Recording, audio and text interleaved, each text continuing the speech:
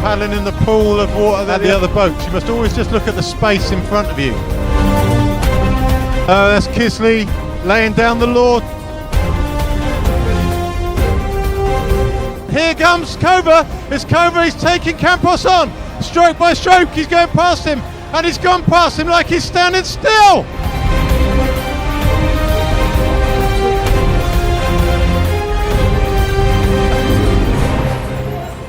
What a race! What a race! God, be calm, get in. Be calm, be calm, be calm. The Hungarians are away. South Africans are away, side by side. Hungary.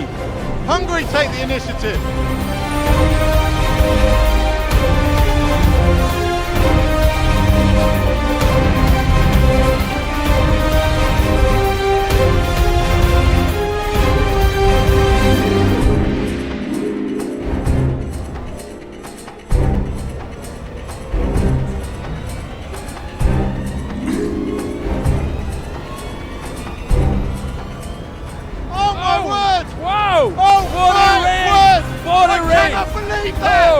Just a mass of quality paddling. See collision in the background.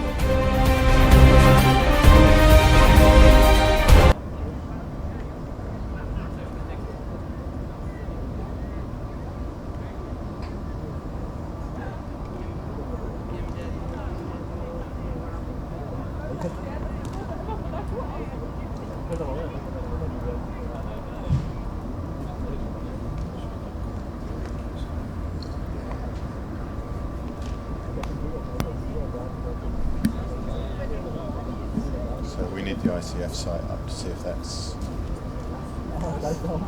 YouTube, isn't it? Yes.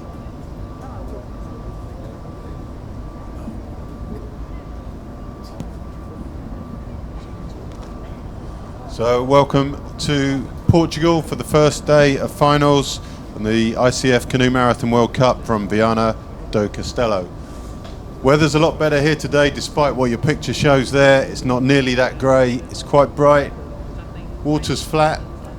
Incoming tide today, which will be very different to yesterday's races with an outgoing tide. So you can see middle of the river there, the tide moving from right to left. Yes, exactly so, Ivan. And Me, Stefan Gustafsson, is also welcoming all of you to this second day of racing, the first day of finals for the International Canoe Federation World Cup, Marathon World Cup. It's short distances today, so the athletes will do a 3.6 kilometer long course. They did the heats yesterday, quite interesting races in pouring rain, but today it's excellent conditions, as we are used to in Portugal, Ivan. And we'll continue to be used to, Stefan, because obviously we've got the World Championships later on this year, which is the highlight of the marathon race calendar. And that's going to be hosted in Portugal, along with the sprint, the surf ski, and the stand-up paddle boards. They've taken on a huge amount of work this year, but very much the World Championships here later in the year is something to look forward to. And it's a great venue here in Viana. It's many cities in Portugal competing to get these large events, and that is also very good in this great canoeing country of Portugal. So now we are at the Viana River, and the course will be affected a little bit by the tide coming in now. So the athletes will have the tide in their back when starting. I think you can see it kind of on the shot there. You see the cut in the tide where the tide's flowing away from us on the right hand side of the picture, and there'll be a big back eddy on the left hand side, just to the left of that clear sort of smooth line down the middle there. So it's going to be really technical.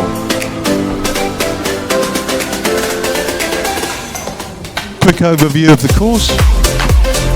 Pretty much directly in front of us, the start line, 600 metres or so to the first turn, straight back against the tide to the second turn, portage on every lap, second lap exactly the same, portage, final lap in yellow, up to the top turn and straight back to the finish. Quite an easy course, but it will be challenging with this long portage and also to manage the tide, as we said. Excellent organization here, and quite many athletes. It will be the heats were interesting yesterday, and it's now 18 nations competing for the medals here on the short track. Even more interesting than that, Stefan, is that we've got, because it's a World Cup, you've got unlimited entries. So a country like Hungary would normally be limited to 2 athletes. Now we've got 4, and the same in the men's. You've got the 4 Hungarians, you've got the 4 French, all at the top of their game as well. And so these are going to be really, really exciting races. Absolutely so. And also Portugal, as the home country, has entered quite many athletes. We saw that in the heats yesterday, and we will see it even more tomorrow when the long distance is on. I think we're up to sort of 80 plus entries in some of the big races later on in the weekend, which is, as a spectacle, is going to be fantastic. Absolutely. And today, for the finals, we do have some very interesting starts. The first race will be K1 Women, and in that race we have the winner of last year's World Cup in Hassewinkel in Belgium, Georgia Carmichael, Ivan. Yeah, she's doing really well again this year. It's not going to be plain sailing for her. Certainly from a domestic point of view, Florence Duffield, I think, is maybe favoured over her to win this. She's been winning the races at home, so yeah, it's going to be a good race. There's not many in the junior races here because the Portuguese haven't entered, they hadn't picked their team in time for it. So small fields in the juniors, but strong fields. Yeah, and it's quite unusual that a winner from the juniors is also participating the year after the win. The juniors are growing, and most often it is the last year's juniors that win. But last year, Georgia made a fantastic effort and won in Belgium, and she's here also. Another participant that participated last year is Luda Ardis from Germany, and she is 1 year older now and have trained very well home in Leipzig, and it will be interesting to see also her here. You can see as the athletes are turning around there how much the tide is taking them along. There's real strong flow on this, and And that is part of marathon racing, Stefan. Dealing with the course, dealing with the conditions. You know, that's how it is, and that's what they've got to work with. Absolutely so. One of the great challenges of marathon is to cope with the conditions at hand. And there's so much gain to be had from working those conditions well. I mean, somebody fighting their way against the current versus somebody who's wise enough to stay out of it. You know, there is no contest.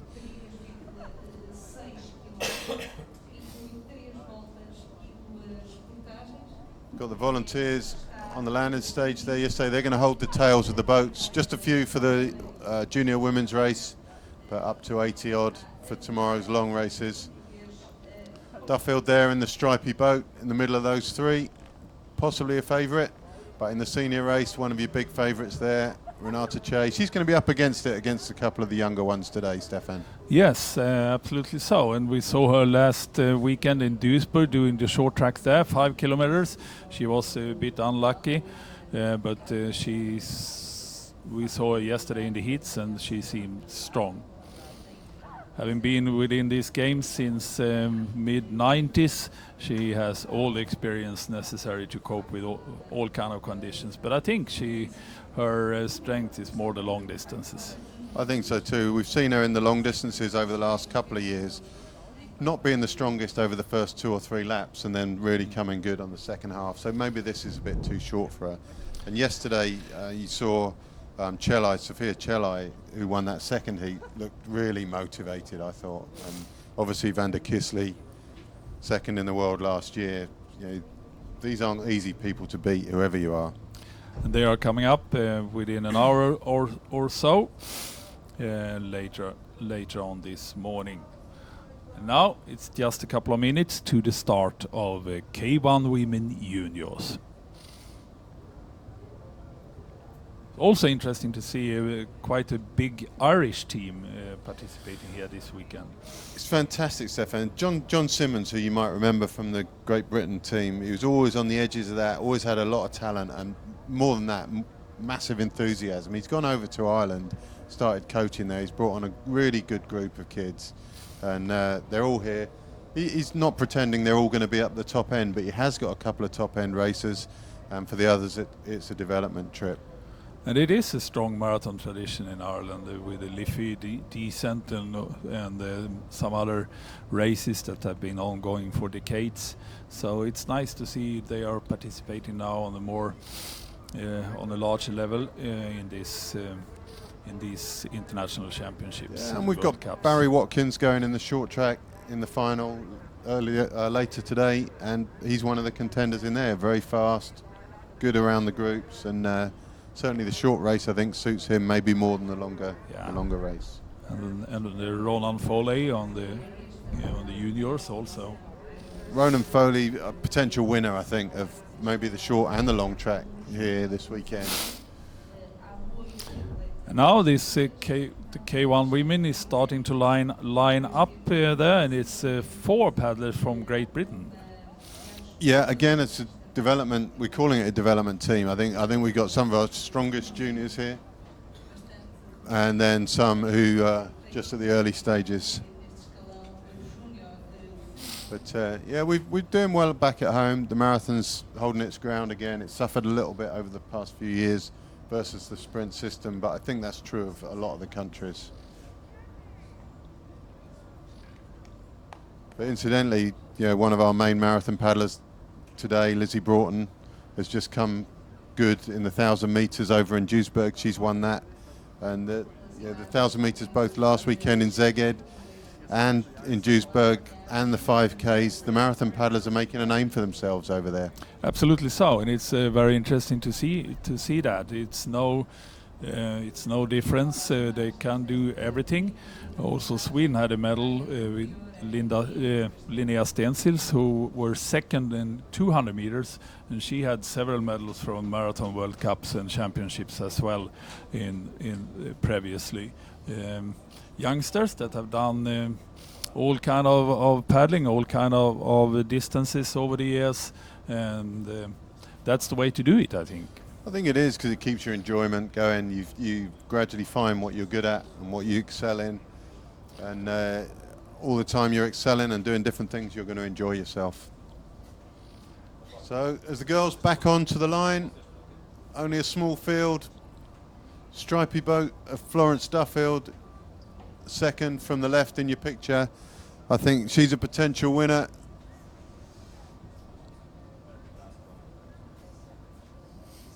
.105, Ain White from Ireland. I'll probably be pulled up on my pronunciation of the Irish names, but I'll live with that. Better than mine, actually. Sam Martin, second from the left from Way Canoe Club. And away they go. Duffield and Carmichael, they're the two main contenders, top of your picture. Nardis from Germany is there. Well seated on the wash. Boat number 106. So clean away from the start. Two at the top of your picture. Right at the top, Georgia Carmichael and Florence Duffield. And Carmichael from Longridge, Duffield from Norwich. And Lena Röhlings from Germany. And a split first five. So it's Carmichael from Duffield, then Germany, Sam Martin from Great Britain, and I think it's Kate McCarthy from Ireland, just making up that group of five.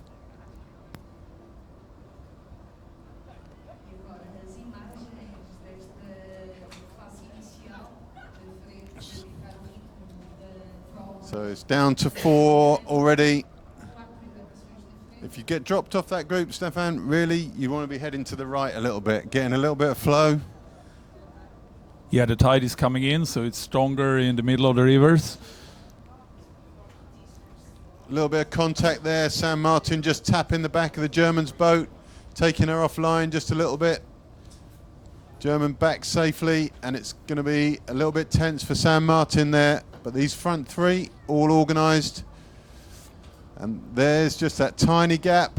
Sam Martin has a wave to climb over, but it looks like she's going to manage that no problem as we enter the first turn. They're going to be taking, looks like they're all turning badly, but the tide is taking them way above the boys, and it's the German who's, I don't know, where she's visiting suffering. a neighbouring town. But she's... So it's very important to be very close to the first buoy and then turn sharply. So Carmichael leads from Duffield. German back in contention. And Sam Martin, the fourth in that front group. Now they're against the flow.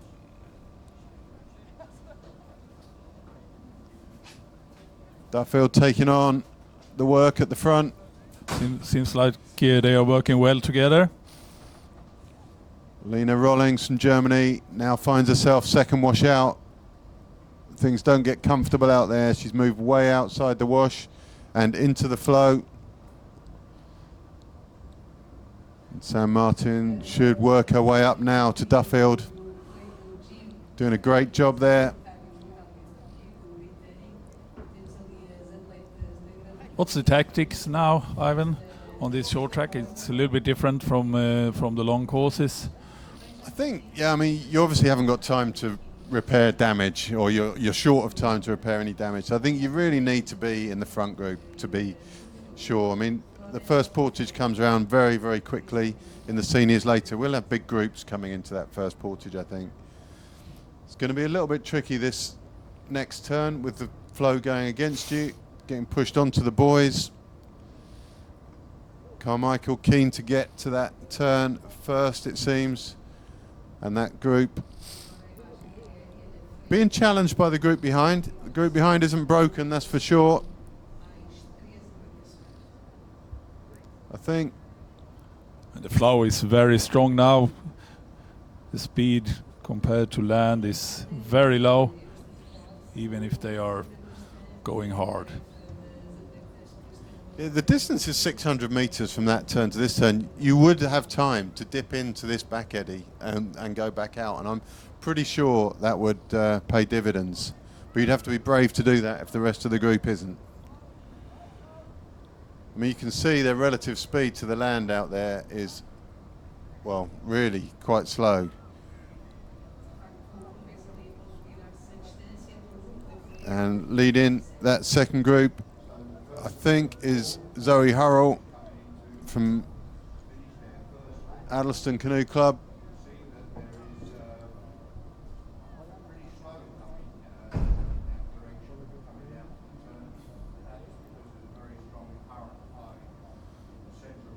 So here we go, onto the turn. They're going to be pushed onto these boys. Space is going to get very, very tight. It's going to be quite tough. See, they're still pointing. They're trying desperately to stay outside those boys. Duffield's in a bit of trouble. And that's a learning curve for everyone who races after this race. It's really tough trying to get round the turns. Still, you can see the water pushing them onto the boys. After this one, it should get a bit easier. Round that one cleanly. Rollings from Germany, safe on the outside. San Martin tucked in the back tidily. There's 3 from Great Britain, 1 from Germany.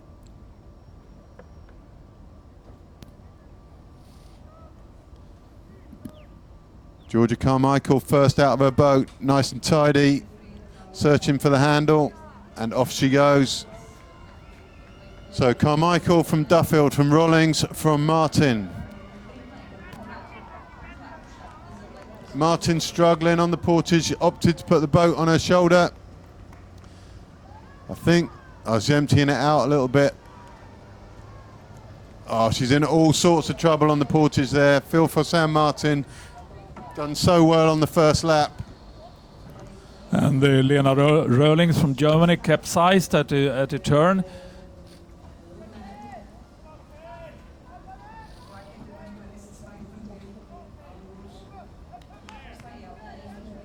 I don't think it was. Röhlings is in the front group. Yeah, there. that's right. So it was boat number 104. Zoe Hurrell. Zoe Hurrell Capsized at the turn. Was that just being pushed onto the boys again, Stefan? Yeah. It's going to be so difficult. So San Martin just getting in her boat now. She's lost the front group and a couple of places over that portage. Kate McCarthy from Ireland just behind, but those front 3 away and clear. Carmichael, Duffield, as we thought from the start, and Rollings from Germany just trying to maintain contact with those 2.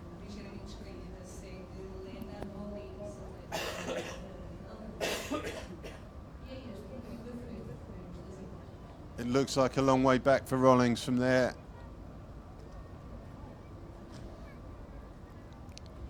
So a big learning curve on this first race, Stefan, with that bottom turn there. It's really hard work getting around that.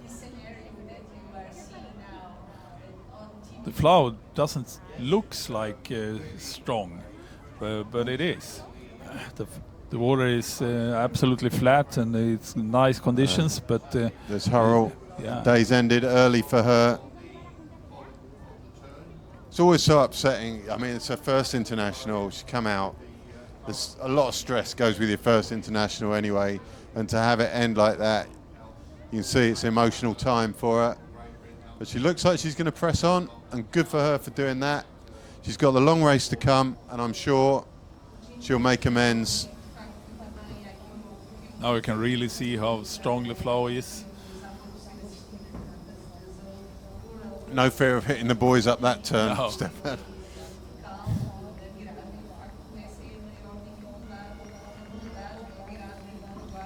So 1 and 2 remain unchanged. Carmichael and Duffield. We probably should have informed you early on that it's 3 laps and 2 portages.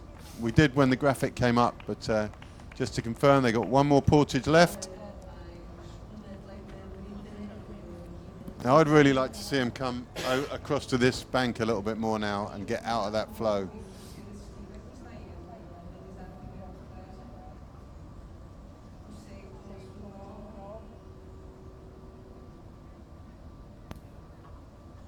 So Rollings still in contact.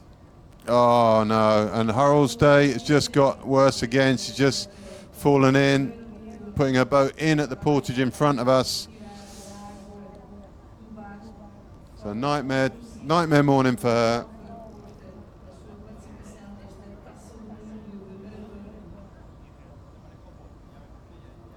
Meanwhile at the front, plain sailing for these three.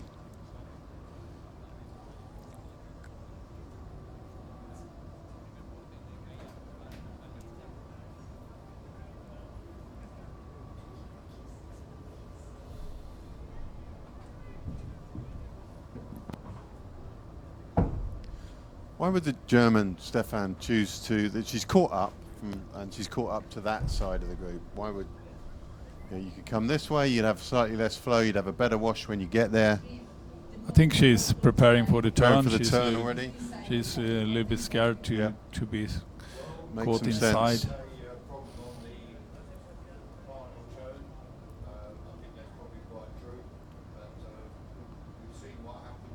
If she's strong enough, she could take an initiative before the turn then and squeeze the others a little bit.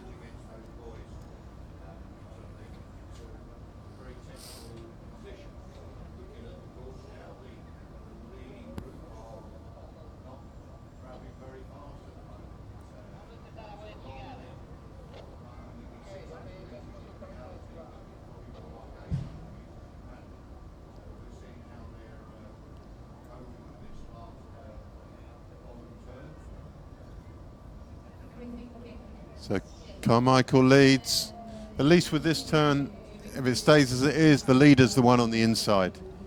It's when you're on the inside of someone who's leading, that gap gets small very, very quickly. Duffield found that out last time. Here's the turn. Be great if we can keep this aerial shot all the way through this turn. First buoy there, should be no problems. It's this next one where they have to fight their way out. The water pushing them to the left now. You can see the angle. Carmichael's gone. She's done it really nicely this time. Now they can let the boats roll round, and you can see where the flow ends, where the water goes smooth. Now it's easy, straight into the portage.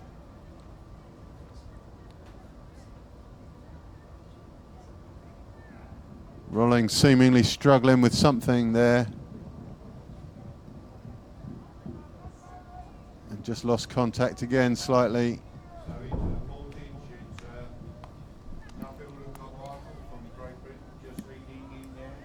In fourth place, Ardis Luda, also from Germany, so it's Great Britain, Germany.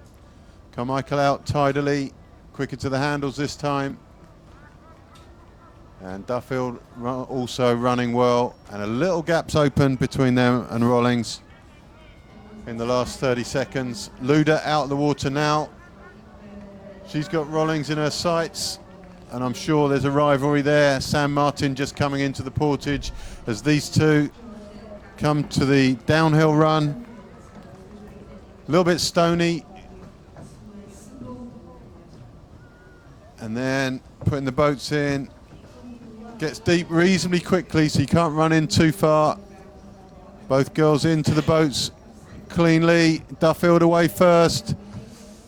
Carmichael just struggling to find enough water to paddle in there, and off goes Rollins. And Luda has made some ground on Rollins, absolutely no doubt there. But the two away, and it's Duffield from Carmichael. Just one top turn to go now. McCarthy from Ireland, she's coming into her portage as Sam Martin leaves from the other end. Stand up, nice hop out, and boat onto the shoulder.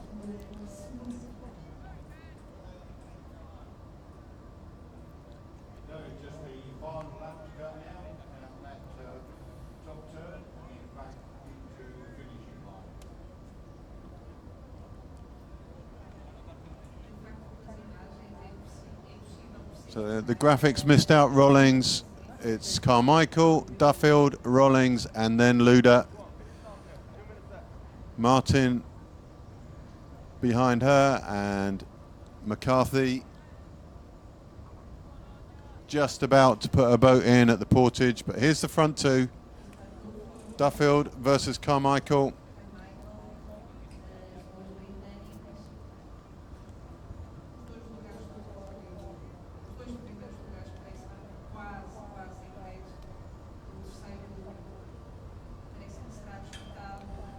It's a very quick journey with the current up to that top turn.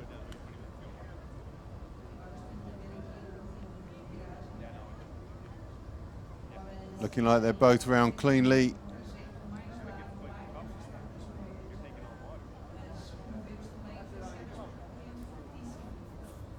It looks like they're turning horribly badly, but that is just a result of the flow. You can see it on that buoy they're passing now. You can see the little wave coming off that buoy. It's a good solid couple of K an hour, I'm sure, maybe more of flow out there. Around the last one cleanly, and now it's 500 meters back to the finish.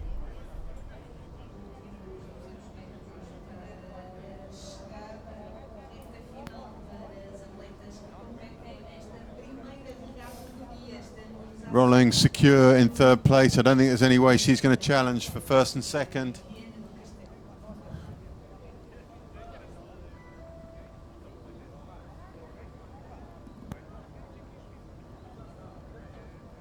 So Great Britain 1 and 2.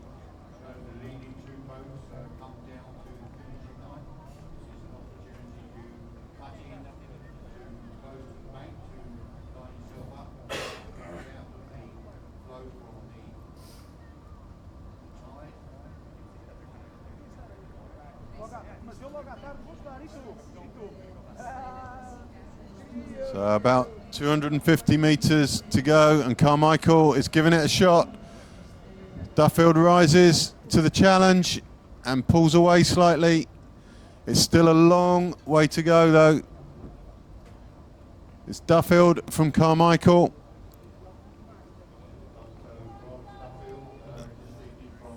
And Carmichael only just managing to cling on to that wave. She's going over the back of it now. And it looks like Duffield now. Carmichael's broken. Duffield pulls away. And it's going to be 1-2 in that order. Very strong finish from Duffield.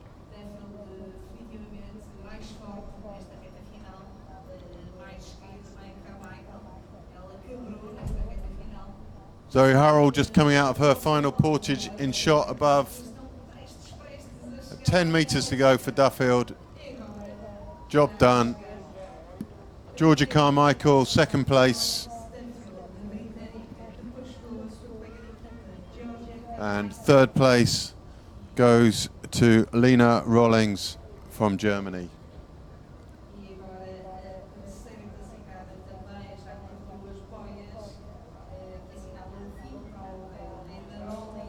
Good race from the girls there. Across the line, in front of us, just out of view on your screen, is Ardis Luda. She's just finished fourth. She was 8th last year, so it's a better race for her this morning.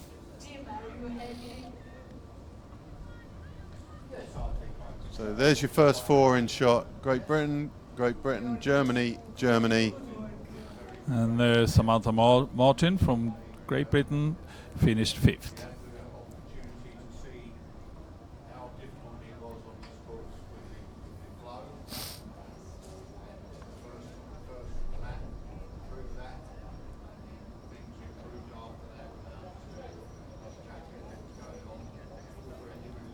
So good race for our first one of the morning. And from now on, things just get bigger and bigger. Next up, junior boys. And there's 19 boats in there.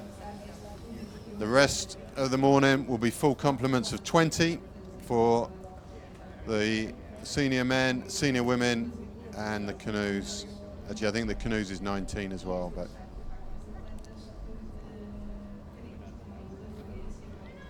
I think the movement of the water is going to be a big factor today.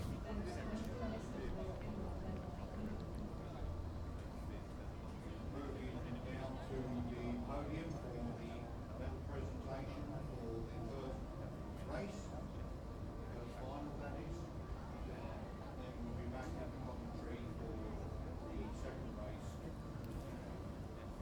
So as the start helpers get ready for race 2, across the line in front of us, Kate McCarthy from Ireland. Not a bad first run out from her at all. I think we'll see a lot more from the Irish in the next couple of races as well. John Simmons doing a great job over there with his team.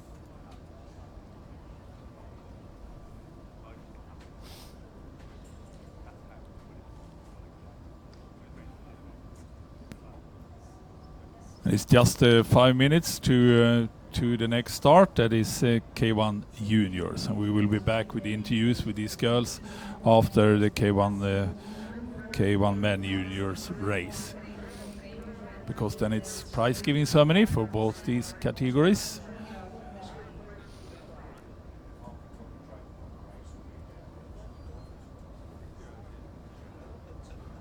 So K1 Men Juniors, Ivan, what do you think?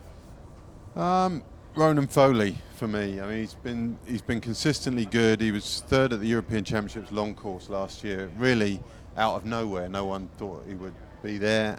Maybe the people who coach him did, but certainly we didn't as punters on the outside. Yeah, and he's been consistently good. Exactly, and he surprised everyone at the World Cup last year when we first saw him taking a bronze medal in Hassewenkel in Belgium, also on the short track. From Great Britain, Will Scammell in lane 14. He's probably our best one at home at the moment. Certainly our best on the long course. Not sure what his boat skills are like for a race like this. That's about 134. Scammell. So the problem with the junior racing for the athletes as well is they don't all know each other like you do in the senior races. So they line up there and everything's a little bit of a mystery. Zoe Hurrell crossing the line there. It wasn't how she would have hoped her first race internationally would go, but she's finished it. She can come in and she can prepare for a long race. Good marathoner, never give up, finishing the race always. Absolutely. We've got a lot of Spaniards in the junior boys race as well, a lot of Germans, and it's really Germany, Ireland, Great Britain and Spain.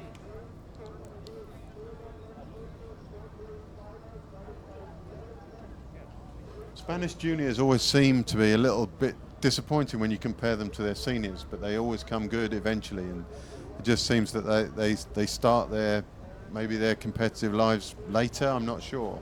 But it is a lot of marathon racing going on in Spain. They have a lot of juniors, and as you say, they have many to select among in their selection races, and we see new names almost all races. Yeah. Four of them, 5 actually, in this race. The Germans also come out with a very big junior. Yeah, which is really good. Time. And Germany is doing a great marathon effort now with their coach Rainer, that is pushing for more international collaboration in Northern Europe. His team traveling around doing different races together with other nations in the neighborhood. That's Ronan Foley there. Distinctive boat, white and green of Ireland. That's going to be easy to spot out on the course.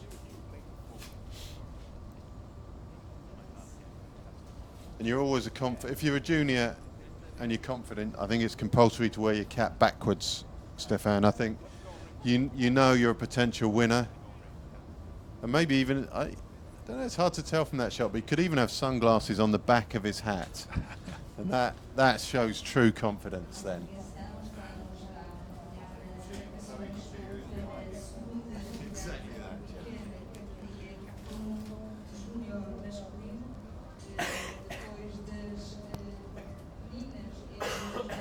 So the flow on the river today will favour those on the far right of the pontoon.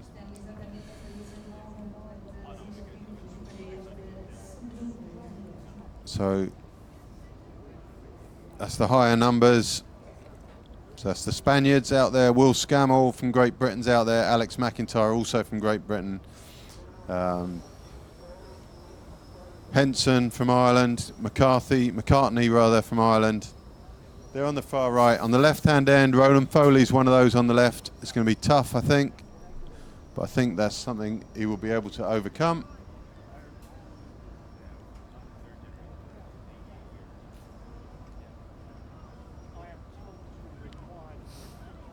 They all back up onto the pontoon. First turn will be very interesting, and 19 boats will come to that turn with a quite strong flow. It's just 600 meters to paddle.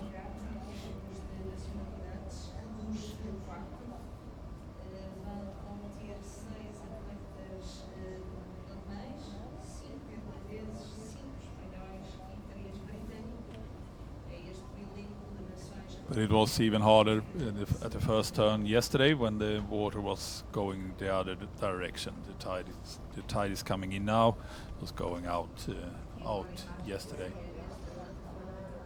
It's a view from the drone there,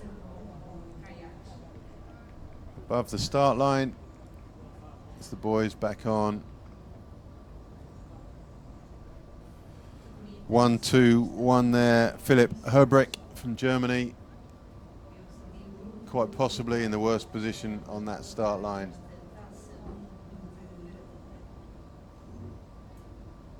Just two more to come on. One missing in the middle there, it seems.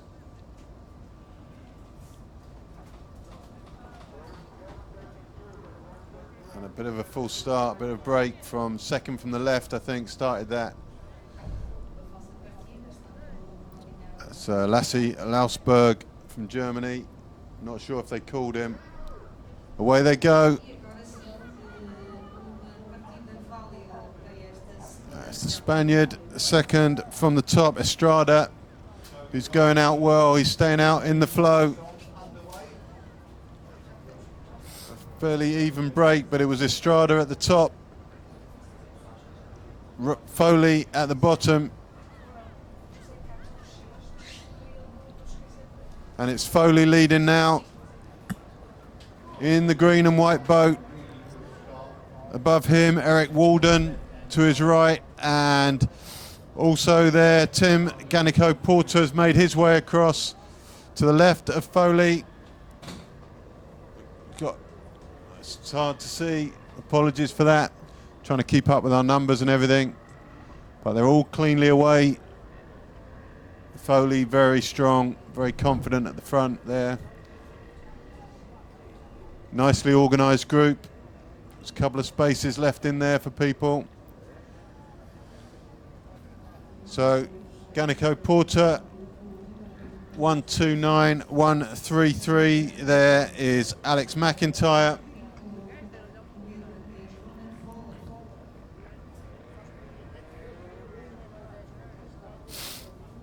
So Foley looking very, very strong there.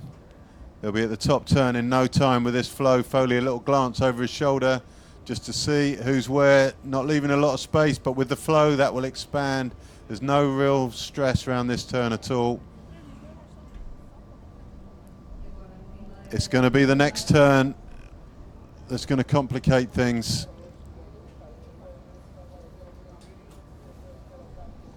So Foley leads from three Great Britain paddlers. Scammell, the fourth of those in the black boat at the back. Alex McIntyre takes over the lead from Foley. Scammell behind him. Ganico Porter out to the left. And the Spaniard, a little bit of a fight for the V. The V's opening out, and top four are threatening to break away here. We've got a swimmer out there also, and we'll try and update you on that at some stage.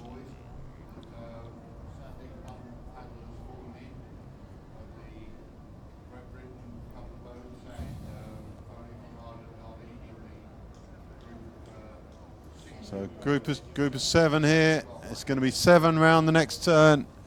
Then about 30 meters back to another group of 5.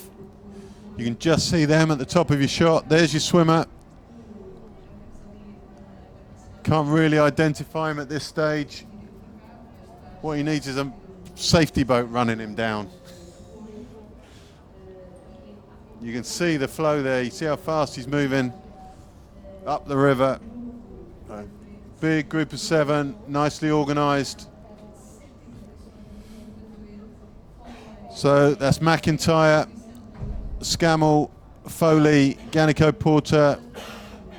We've got Estrada in the yellow and red boat, and German. I think it was Lausberg, but we'll confirm as they come through. We should get that on the time checks as they come into the portage. And this turn is going to be very interesting. You really wouldn't want to be where the Spaniard is right now for this. He's going to run out of room very, very quickly.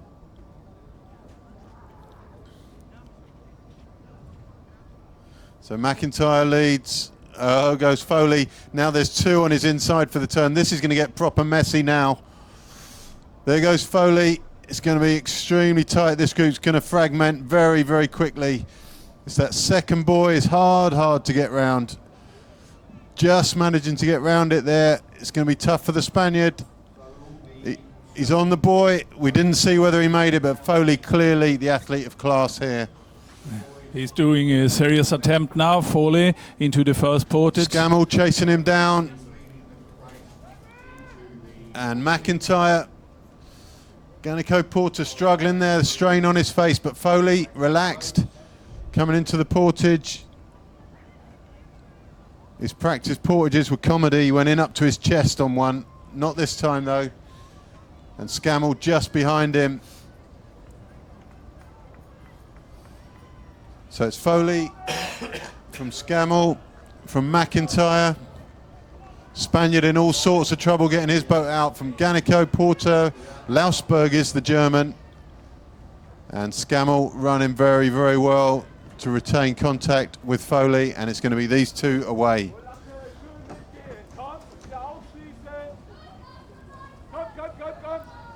A little bit cautious getting into the boat. They had time to be cautious though. Lausberg at the back of the next group of 3. The other 2 Great Britain paddlers. Foley puts his paddles down. Scammell goes. Ganico Porter's the big winner in that. He could make contact with these 2, and he's going to. Superb from him. And McIntyre is going to regain contact as well. Superb from Ganico Porter there. Seemed like he'd lost contact, and he's done extremely well to come back.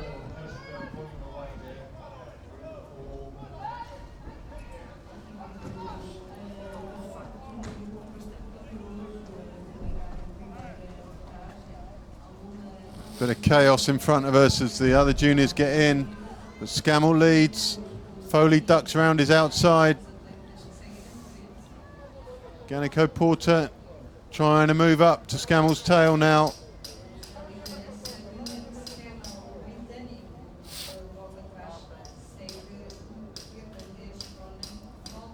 Foley untroubled, I think. Ducking round again. Onto the tail of Scammell.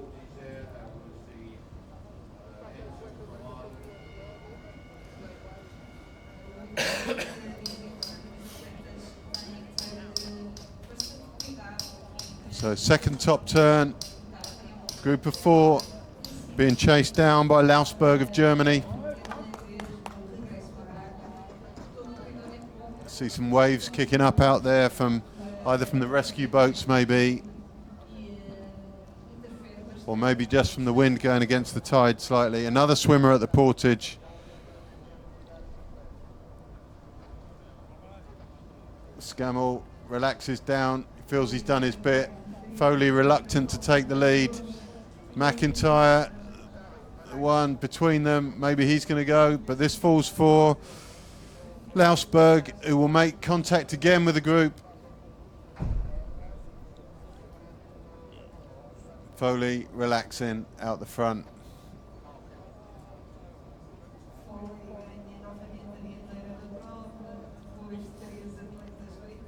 Lausberg, another length to make up.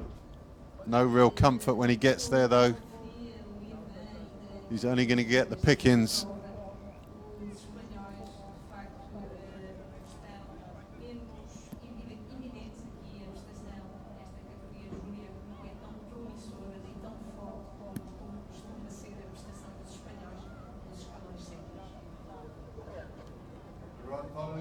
For Ireland, leading the group of 4, 3 key paddlers with him.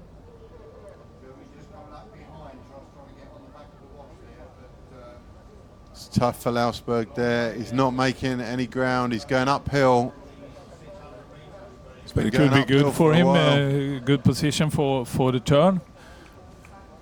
To be there, he could gain some control there, when the others struggling a little bit in the flow. It's not an entirely bad position to be in. Out, Alex McIntyre waving around a little bit there with the waves, struggling to control his boat in the waves. He was going to go out the left of the group. Now he's come out the right. Could prove not to be such a great decision if they get squeezed onto the buoys at the turn. Scammell holds him off. He wants to stay next to Foley. Foley's so strong around the first turn at the bottom here, and it looks like he's planning the same again this time. McIntyre having another pop at Scammell, and it looks like this time he might do the job. It's going to be very, very tight.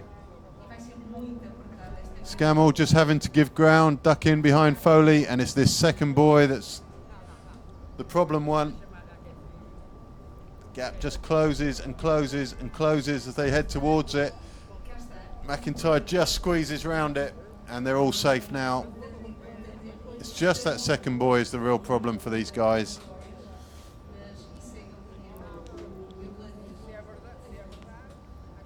All 4 did a great job there. McIntyre still being cut close to the other boys. And here goes Foley again. leading group of 4 coming into the portage. He has a turn of speed that the others can't match. With the 3 Great Britain's boats. Tidy out the portage. So it's Foley. 3 lengths ahead. Ganico Porter, who portaged so well on the first portage, doing well again. It's McIntyre who seems to be suffering this time. So it's Foley, Ganico Porter from Scammell, and McIntyre just a few seconds back. Lausberg lost contact on the sprint into the portage.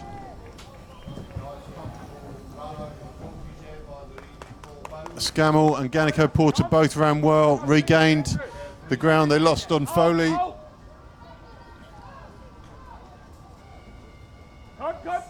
McIntyre suffering. He could end up back with the German here. That gap is big, and Foley's going this time. Having said that, he's just put his paddles down. So it's 3 boats now.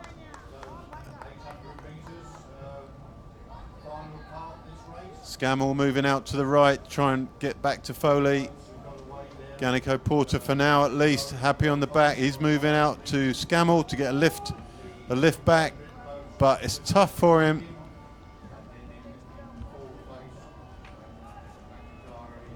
So Foley looks to be in full control of this race at the moment.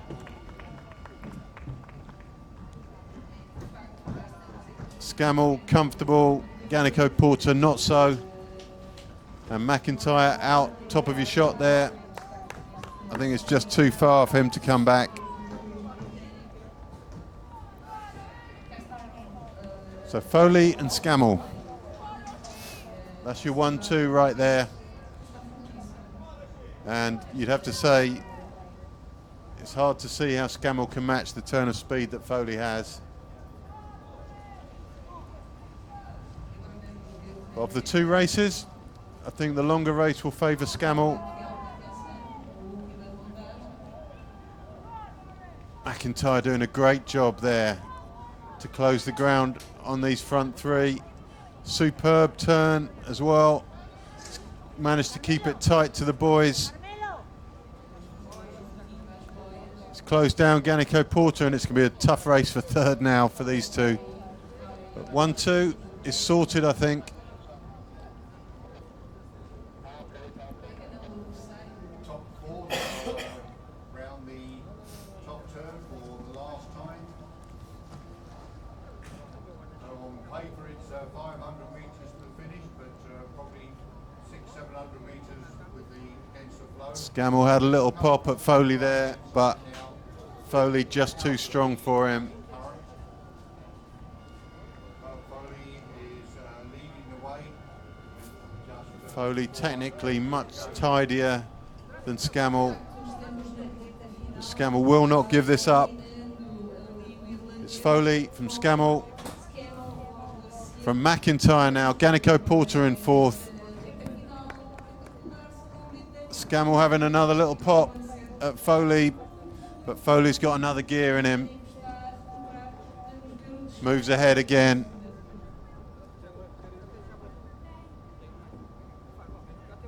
I think we could see this replay out in the long race again later on in the weekend.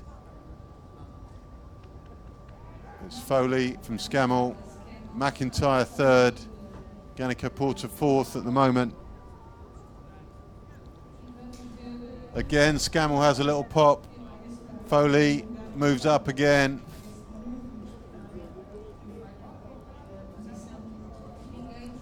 "100 metres to go now, and Foley turns up to the top gear and just pulls away. It's comfortable for him. Scammell outgunned. He's going to be second, a good second for him.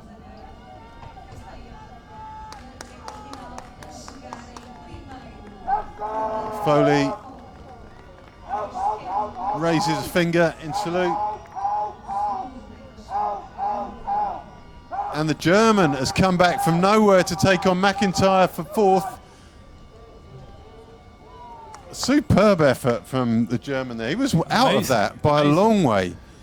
10 seconds behind. Lasse Lausberg. Yeah. Super finish. So Foley, Good the for winner. him.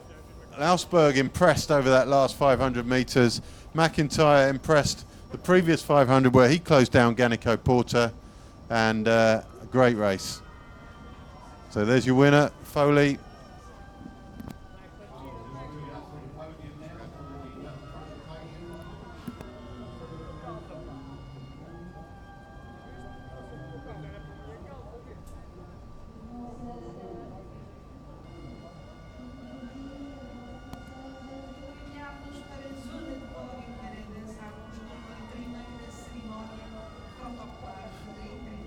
Over the finish line, Marcos Estrada from Spain.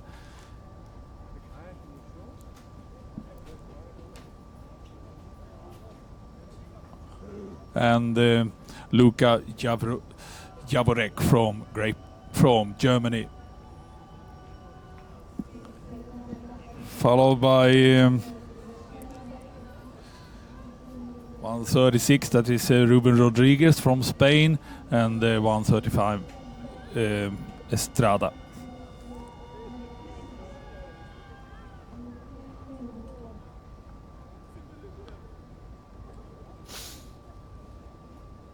And Ivan is running now to get some interviews with these winners, both the women and the men. And then we will have a prize giving ceremony coming up for K1 women and K1 men. And after that, it is senior women C1 starting 11:35 and 11:50.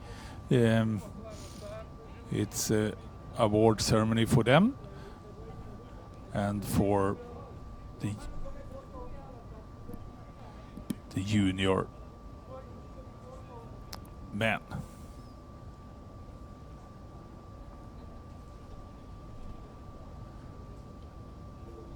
And 12, it's senior men C1 final. 12:25, it's senior women K1 final, and 12:50 senior men K1 final.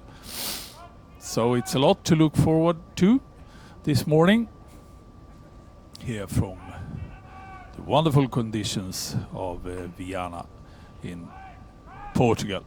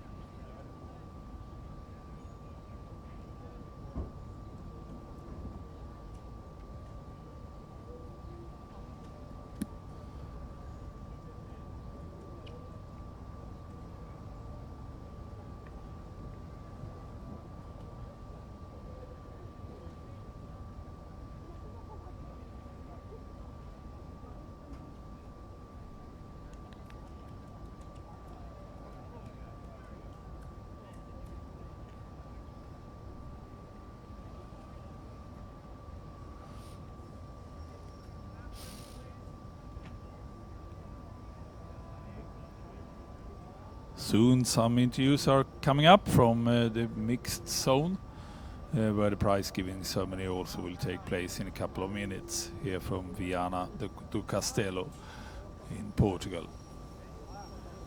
A nice little city with a great lot of canoeing. The Canoe Club, we can see it on the other side of the river here, right across the river. It's a very nice canoe club with a lot of canoeing going on. As it is in many cities in Portugal these days. Portugal that has developed over the past 20 years to one of the leading countries in world canoeing. This year organizing this World Cup and then the World Championship Sprint and the World Championships in Marathon, and also surf ski and stand-up paddling. So many very big events in Portugal this year.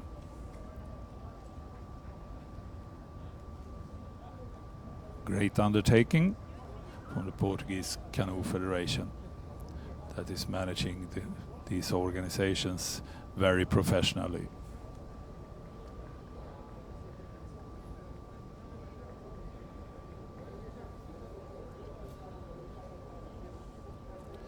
So we are awaiting the prize giving ceremony and also some interviews now from the Junior Women K1 final and the Junior Men K1 final. Coming up 11:35 is the Senior Women C1 and 12 the Senior Men C1, and then 12:25 the Senior Women K1 final with so many great athletes. And now over to Ivan.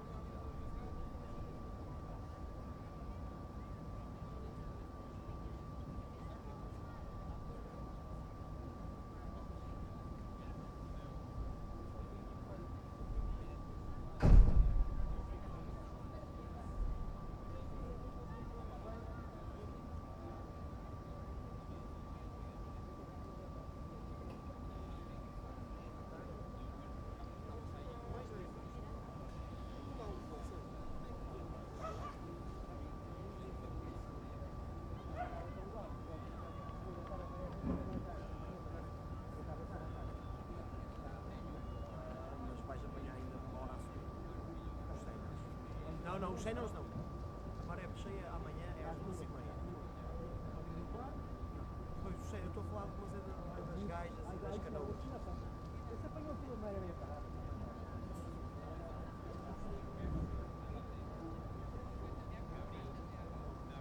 Ladies and gentlemen, the medal presentation for the Junior Women K1 Short Track Racing will begin. Senhoras e senhores, entrega de prémios na Castelo Isso é subir.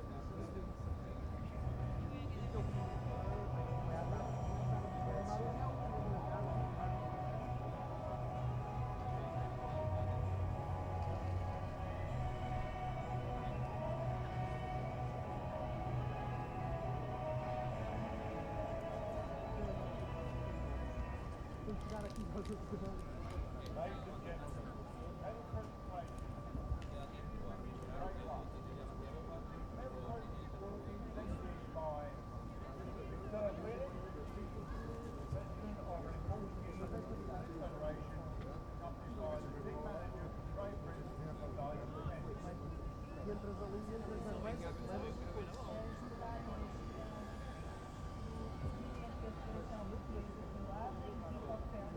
é combinado da Grã-Bretanha está em Castelo. The bronze medal for Germany, Lina Rowley. Medalha de bronze para a alemã Lina Rowley.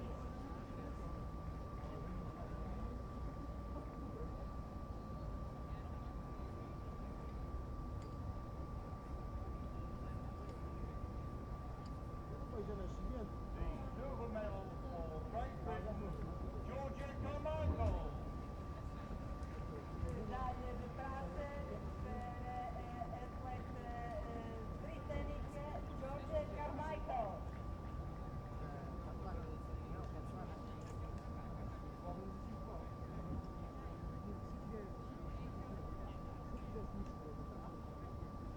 And the gold medal for Great Britain, Castelo.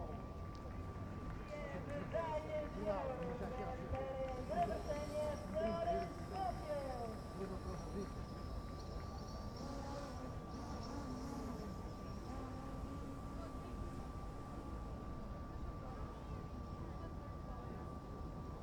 Ladies and gentlemen, please stand for the national anthem of Great Britain. Senhoras e senhores, vamos escutar o hino nacional da Grã-Bretanha.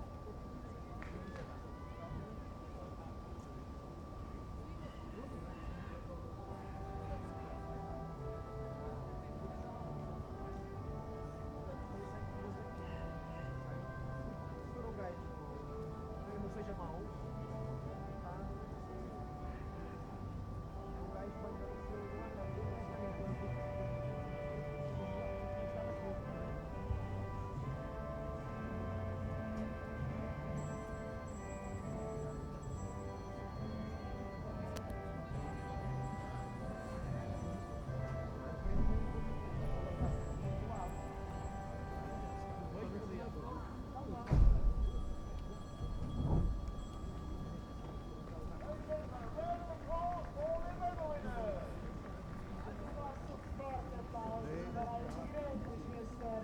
Nesta categoria Castelo Júnior.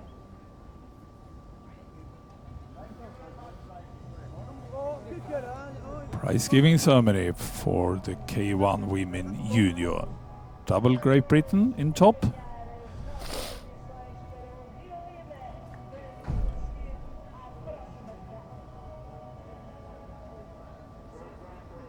And on the course now, lining up for the final is C1 Women.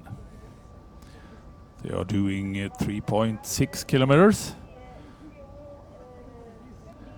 10 boats on the start line. Actually more C1 women's than K1 women juniors. Quite a good good participation in C1 women short track this morning.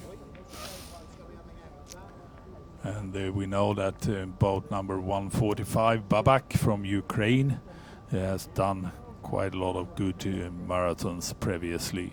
So she holds the pressure of being favorite in this race. And the flow of the incoming tide is quite strong. As you can see, they are struggling a little bit to get into the starting pontoon.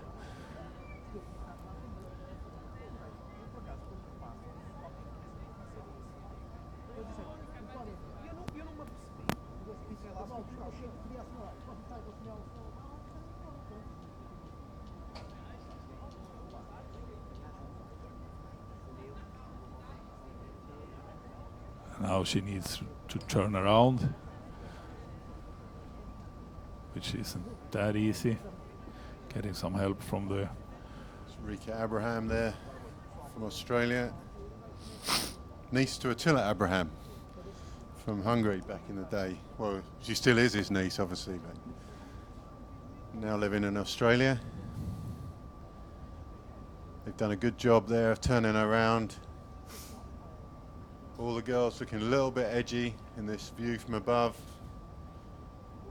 Job done, and nicely done. And away they go.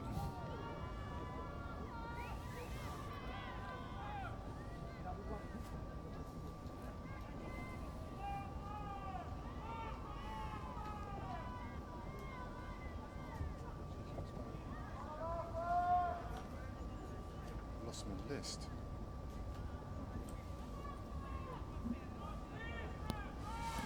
It's Maria Ramal from Spain who's taking the lead together with Babak. We saw Babak doing great racing last year, where she won the Europeans in Portugal. Anna Palmer from Great Britain in third place there. First woman ever to race C1 at marathons for Great Britain and doing a great job of it. Top of your screen from Spain is, I haven't got her on my list unfortunately. Maria Ramal.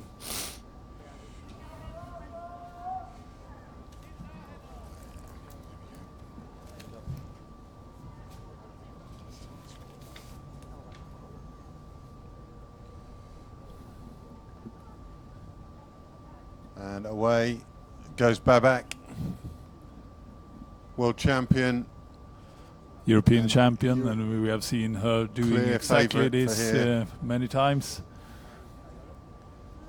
It's Ramal to the right coming in now. She stayed out in the flow for as long as she could before the turn, and that's paid off for her. And in third place from Great Britain, Anna Palmer. She's worked hard to be here, Anna Palmer, not just in training, but it's been a fight for her to prove her case to get here. We've never sent, Great Britain have never sent a women's C1 before, so it's uncharted territory for them. And to get her selection, there was an awful lot of discussion, but there she is in third. All the girls struggling to get around the turn with the flow, but Babak round and clear, and the two girls nearest to us, one now, has made a great job of going around that turn on the inside. She's going to come out of the turn second, I think. So Babak, clear and away. The next four all together. Great Britain in the middle of those four in the white boat. Anna Palmer, top of the four from Spain with Ramal. But there's your leader and probable winner.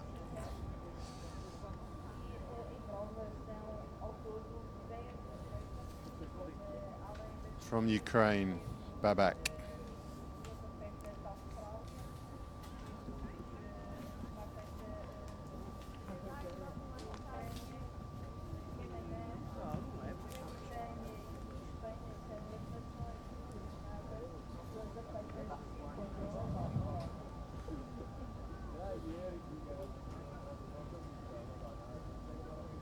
So Ukraine, from Spain, from Germany, from Great Britain.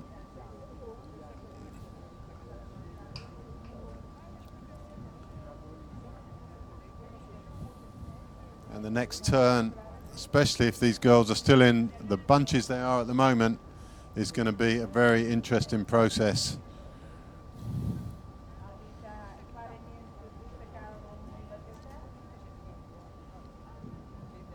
What a step up though from this time just a year ago in the women's canoe paddling. It was processional at best before, and now we've got one leader, a group of 5, followed by a group of 4. And the nature of this racing has changed dramatically in a very short period. So 2 away from that second chase group of 5. That's the Spaniard and the German.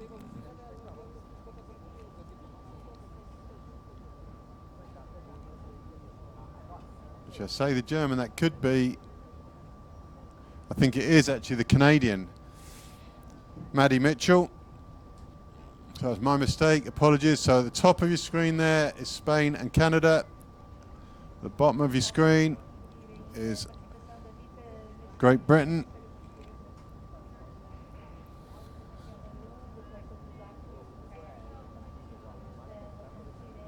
As Babak makes her way round this bottom turn for the first time.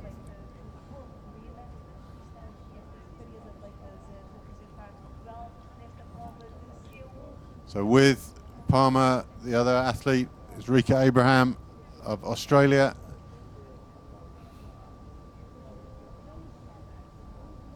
Babak round safely.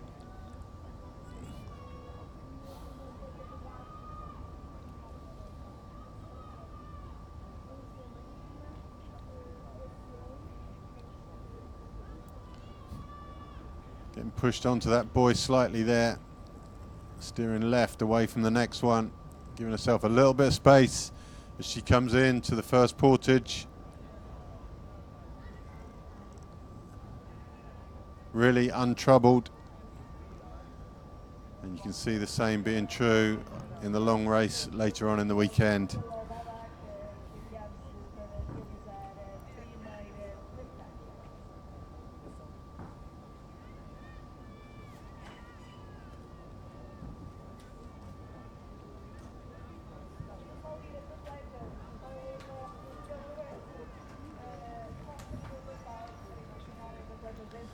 So through comes Babak.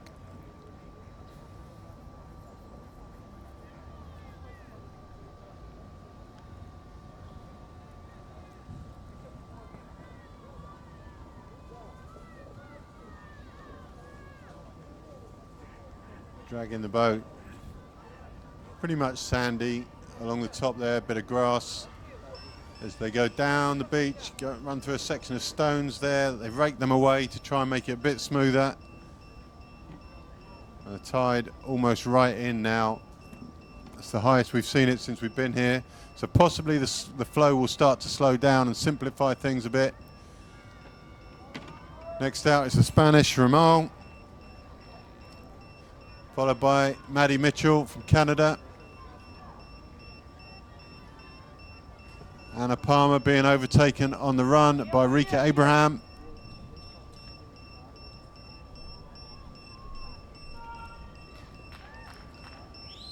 So Ramal from Spain.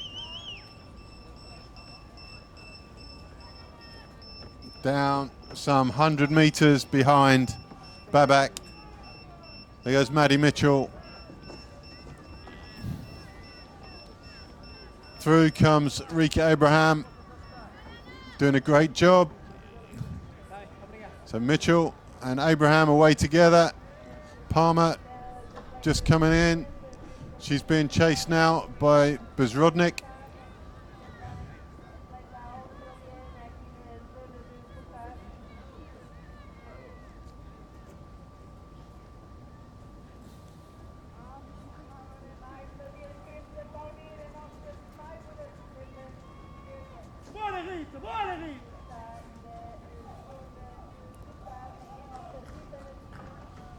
Quintal just putting her boat into the portage in front of us while Babak moves comfortably up to the top turn.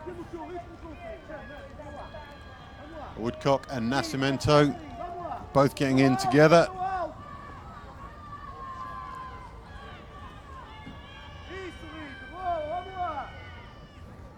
So there goes Babak.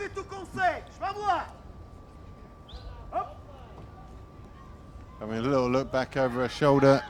Isn't going to be worried at all by what she sees.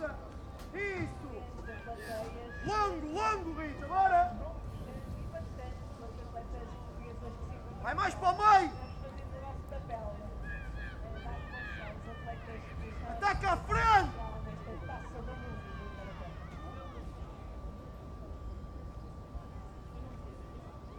So Babak almost out of the turn before the others enter the turn.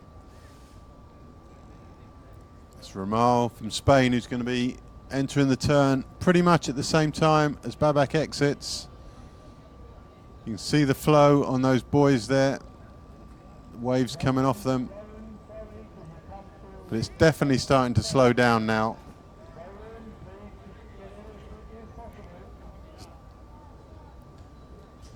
So the next set of races,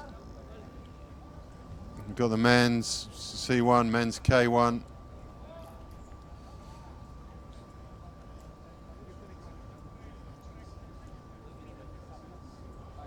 So there you go, back at the turn, Ramal on the outside, then the Canadian, Maddie Mitchell, followed by Rika Abraham from Australia. Next in shot would be Palmer from Great Britain. It's a good race for second and third there. Mitchell closing down on Ramal. It's going to come out of that turn just inches ahead. Abraham closing them both down, and Abraham ran well on the previous portage.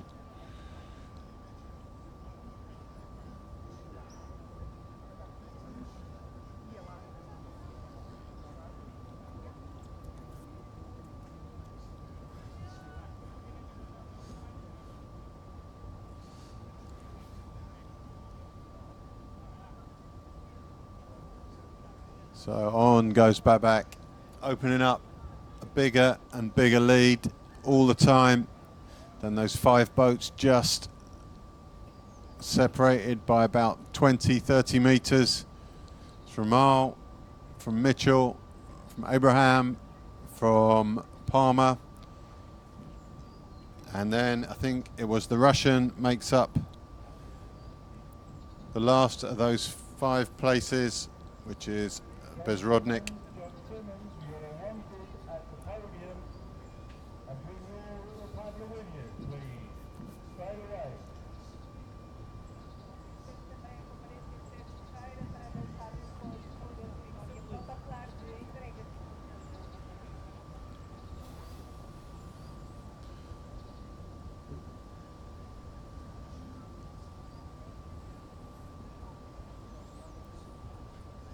$50 meters to go now till the bottom turn again, coming into their second portage. So the final of the bottom turns.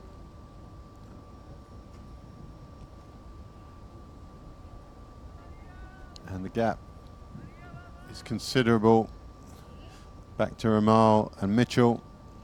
Abraham not able to close down that pairing. She's only just off the tail, maybe 3 or 4 lengths.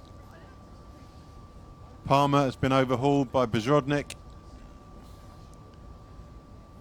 for 5th and 6th place. Just caught by the flow there, but left herself plenty of space. She'll be out the flow soon, and a nice straight paddle into the portage for the second time.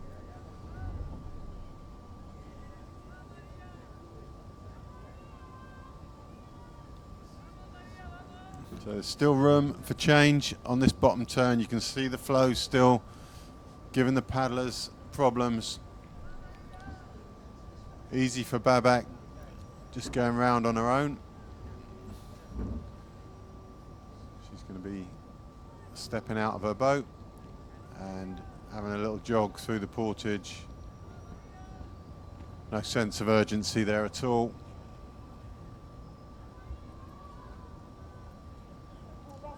So Babak turns the boat over, quick empty out. Much easier to empty out the canoes than the kayaks. Water just rolls out the back. So there's your leader and winner, I suspect, Ladies and gentlemen, the medal presentation as the second, third and fourth have all entered the turn now. Going round fairly comfortably.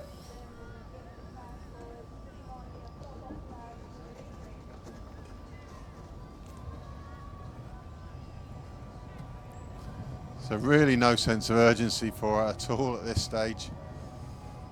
But weighed out.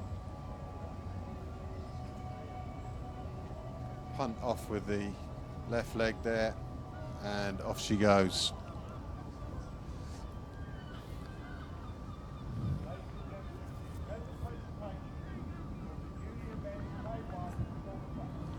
In the background there, that's Ramal, shouldering her boat by the look of it. Abraham just coming in behind her. Those two separated by Maddie Mitchell. Then comes Bedroznik. Oh, sorry about that. I will try that one again. Bezrodnik from Russia, and Palmer just behind her. So here we go, Ramal, Mitchell and Abraham.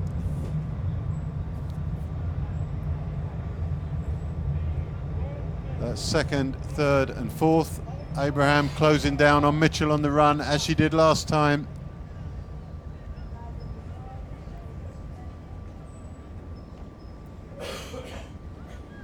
Ramal boat in. And there's Mitchell, and Abraham's going to be close, I think. There she is. So these three still in contact with each other. And off we go. But there's your leader and your winner. Babak almost at the top turn. It's 30, 40 metres from the top turn now. And she's got a simple paddle back. Get a view of the medal ceremony from the boys' race. Will Scammell there, Longridge Canoe Club, getting his medal. And about to step up onto the rostrum. Clearly the strongest in the field this morning, Ronan Foley from Ireland. Did a great job. It's quite hard to see what any of those boys can do with him on the long course later on in the weekend.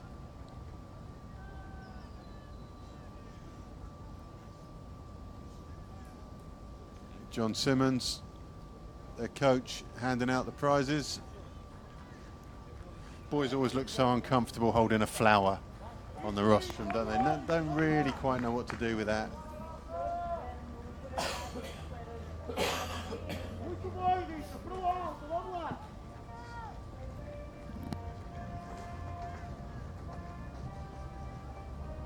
All stand for the national anthem of Ireland. That's not one you hear too often, is it, Stefan, at these events? It's a bit of a rarity. With the big team they have, it might become more common in the future. I'm sure they hope so, but I'm sure Will Scammell thinks differently. He'll be making a plan for the long race later on. Alex McIntyre, the same thing. He's learnt this morning that his portaging's not his strong point, and he paid for that today. But did a great job to come back on his teammate Ganico Porter to take that third place. But back to the race. It's Babak with about 300 metres to go.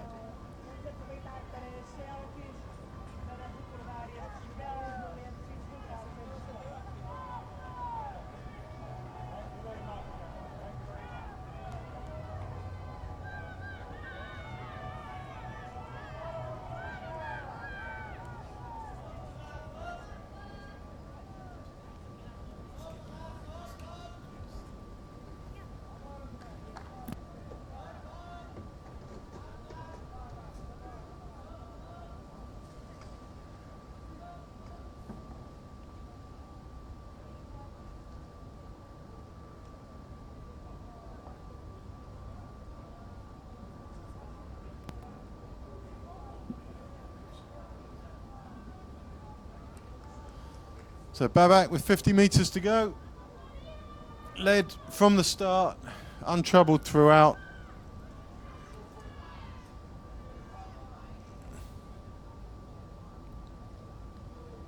And it's Ramal v Mitchell for second, and that looks like it's going to be a close race.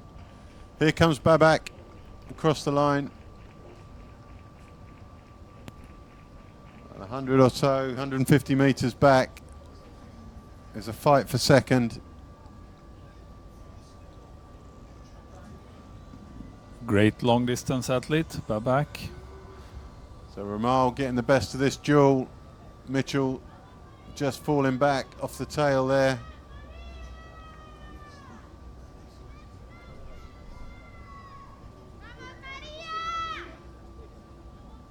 It's great that Maddie Mitchell's come all the way from Canada for this, and she's got a good result here for herself as well. 4th in the world last year on the long course. And only just behind those two, Rika Abraham.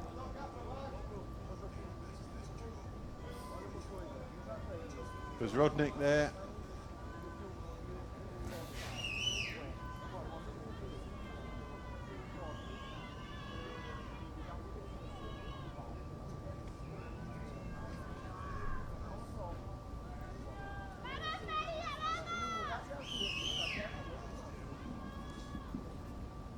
Just coming into sight now, into your shot should be Ramal from Spain.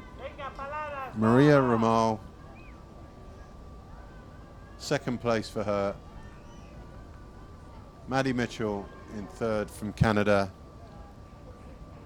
And they're followed by Rika Abraham from Hungary.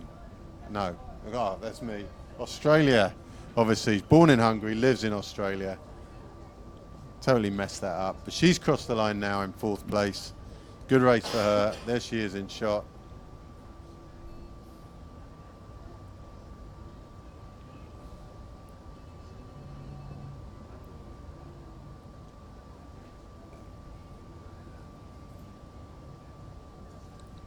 Next across the line be the Russian Bedroznik.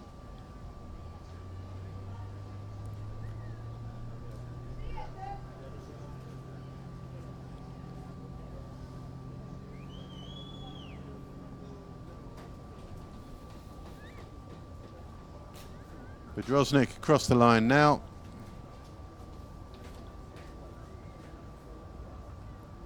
And she's followed by Anna Palmer. Good showing from her for her first international and Great Britain's first women's canoe international ever.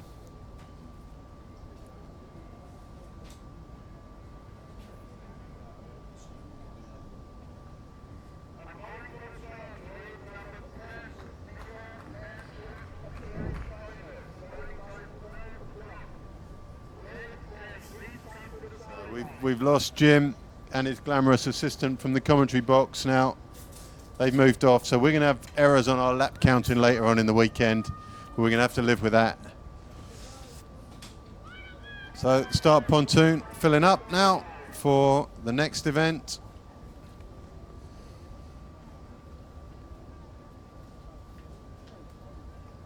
Please see one man.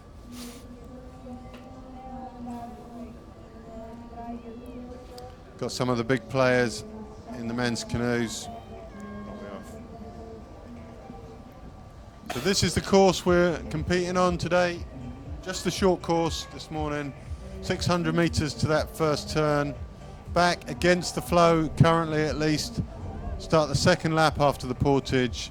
After the second portage, you're on the final lap, and it's just up to the top turn and finish directly in front of us in commentary. Very straightforward. Very simple.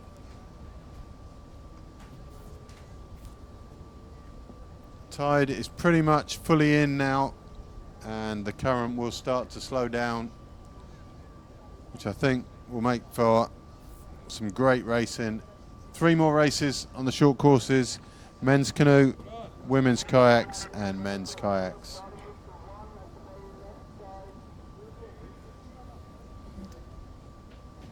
The weather here much brighter than it looks on screen, or at least the screen we've got anyway. It looks quite stormy on the screen we're looking at, but it's really quite bright, nice and warm, little breeze, but nothing that they can't deal with. And here come the men onto the pontoon.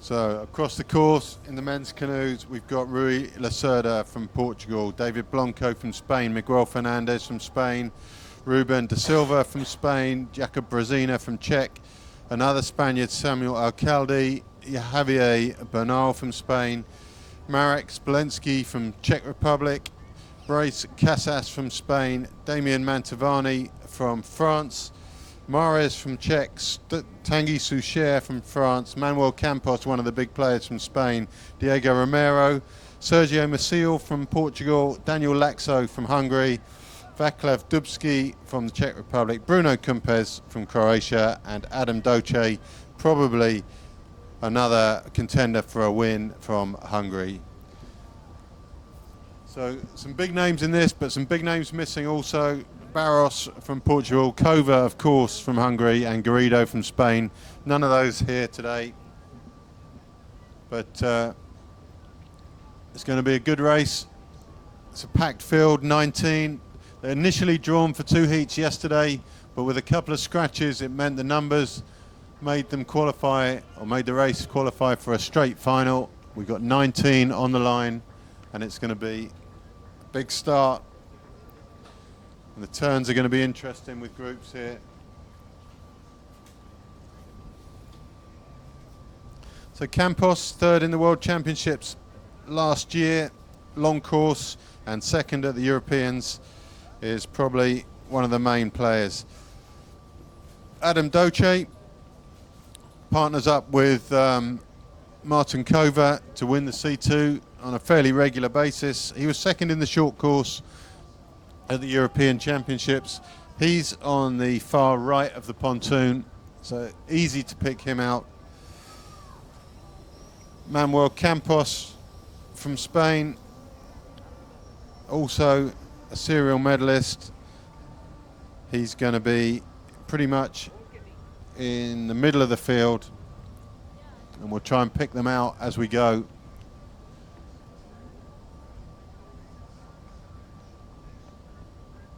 Lined up.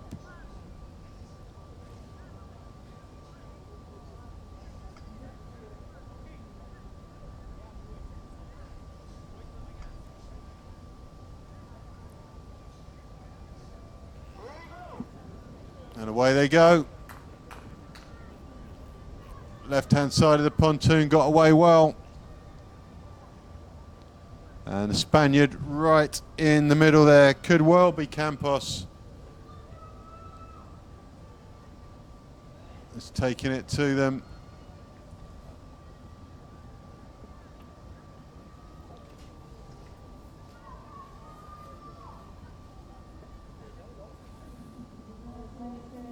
We'll give you some number checks as soon as we can. We've got Bruno Kumpez on the left of your picture there. Or no, Dubski rather, on the left of your picture.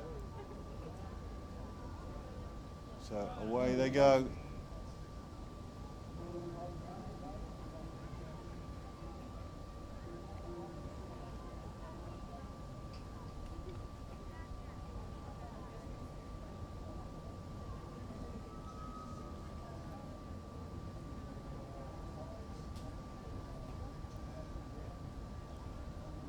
So boat 10.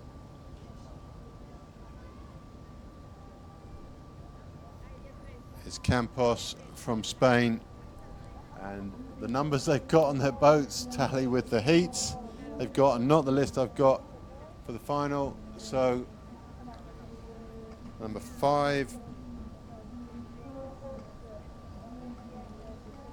there is Rui Lacerda. We've got Campos. So Campos from Spain, Lacerda from Portugal.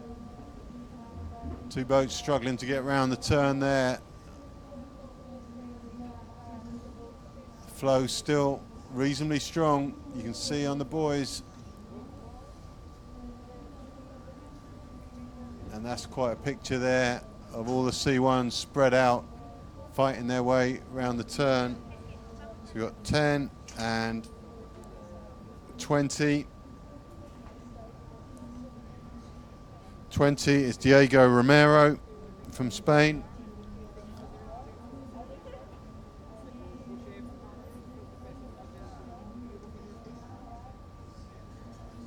So we have Campos, Romero and Lacerda.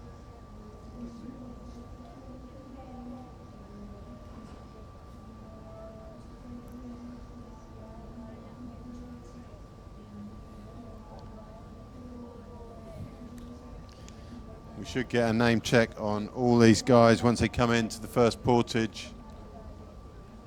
It's going to be a 6-boat front group by the look of it. You'd expect Adam Doce to be getting up there at some stage, and that looks like him in the white boat, just tucking into the V-wash. You don't see that very often. And we got from the Czech Republic there, we've got Jakub Brzezina, we've got Adam Doce.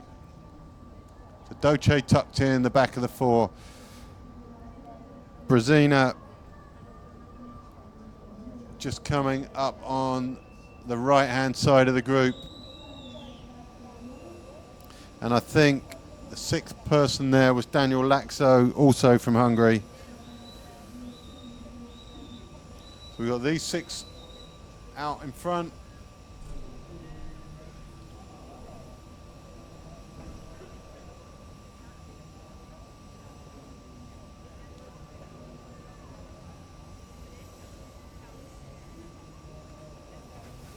They make their way back to the turn.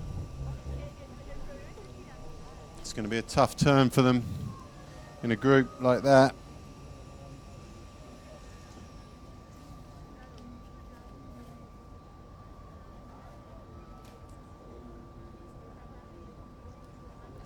So Campos leads.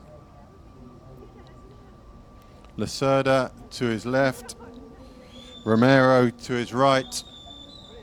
Doce tucked in the back.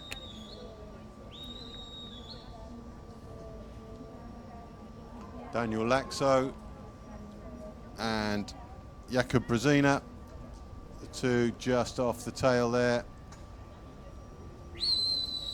Doce just fighting to get round the boys, but Campos looking very, very strong.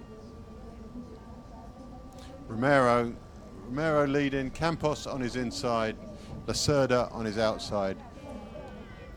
So there goes Campos, moving slightly to the right for the portage.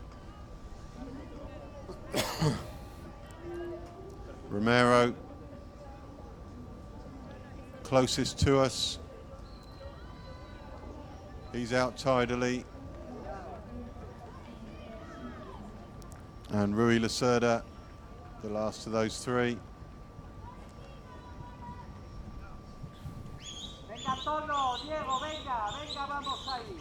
So these 3 away, all running well. Doce been dropped from these leading pack. All in.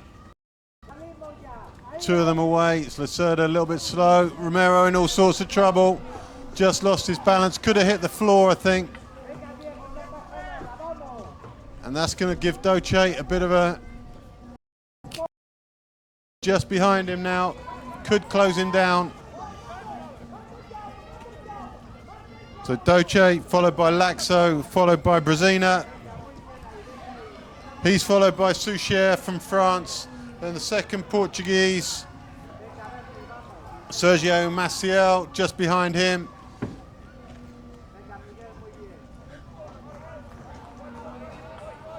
Maciel, an under-23 medalist. The 2 leaders, Lacerda, have seen a little window of opportunity open up. And Romero out of this for now at least.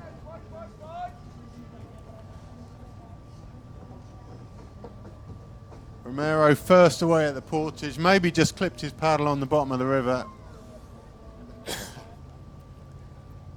And straight out the other side of his boat.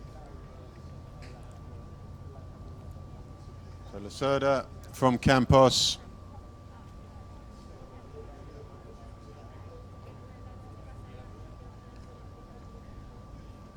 Already at second of the top turns. Romero not giving up yet though, he's right behind them. A good turn here, could see him gain some ground. He's opened up another bit of gap on Doce. But all getting much better at that top turn.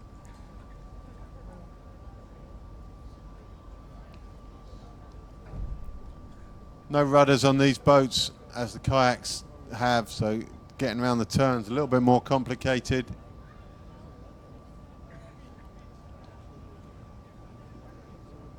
So Lacerda leads from Campos. One portage to go.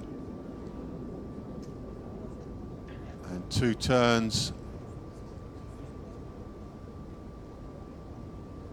Romero, bow of his boat, just peeping into shot occasionally. He's only just there, and he is going to close them down by the look of it.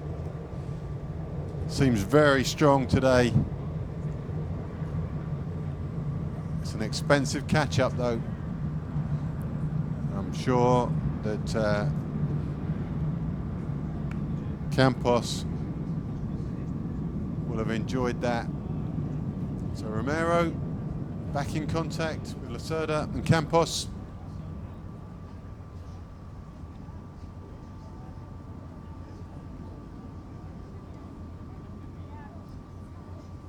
Lacerda putting in a concerted effort now. He seems unhappy, maybe just caught sight of Romero, who's back with him. He thought he'd broken him. And he's stretching out. But Romero looks comfortable, just riding wide on the wave there.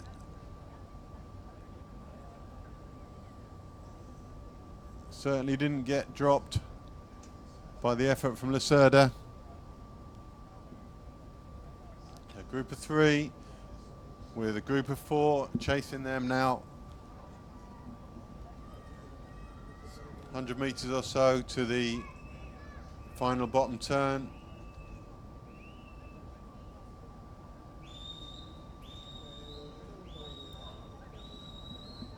And Romero now safe, tucked in behind Lacerda for the turn. Campos, possibly the more vulnerable of the 3 on the inside. He was very controlled around the last one.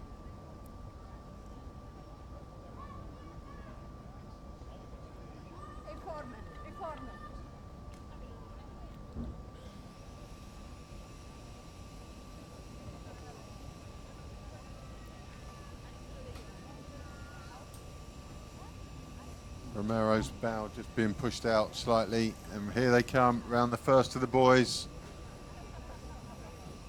Superb from Campos.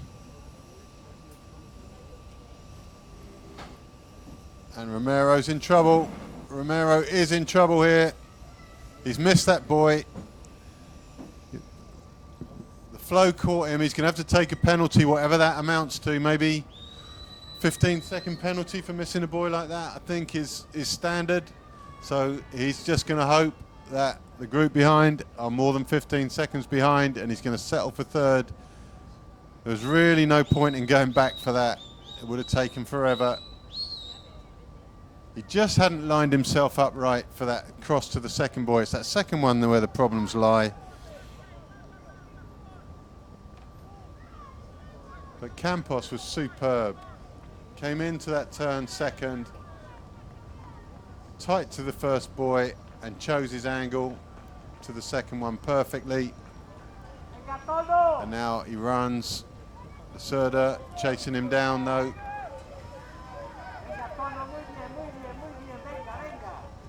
Romero, 3rd place, but it's a dodgy 3rd place. He needs at least 15 seconds on the group behind. So Campos in and away beautifully. a step in, brings his trail leg in, and he's away clean. Here's Romero now. He won't want the same to happen this time as last. He hasn't got that much time to spare now. So the lead two away. Romero away just about maybe 10 seconds ahead of the chase pack, with Adam Doce leading from his compatriot Daniel Laxo, then Jacob Brezina, and then from France in boat 22 is Tanguy Souchere. Bruno Kumpez in 8th.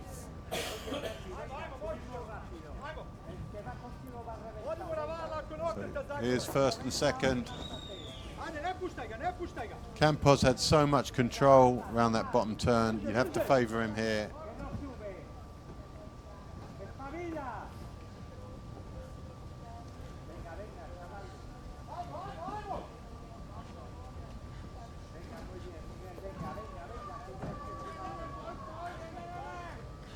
So there's the gap between the first three.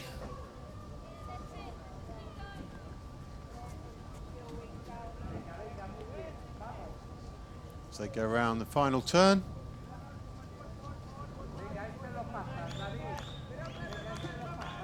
Romero closed a lot of ground on the previous lap, around the turn and down the back straight. But this time the gap is too large.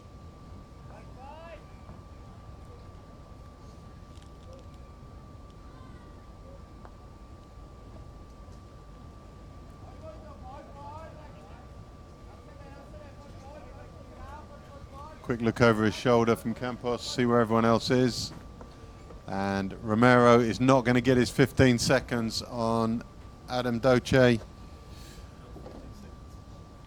So we've just had it confirmed from the officials that Romero does have a 15-second penalty. So it looks like a third place for him at best here. Could fall even further back than that. The chase group isn't too far behind him. But Campos in control of this now. Lacerda, his options are closing down now. There's only 300 meters to go.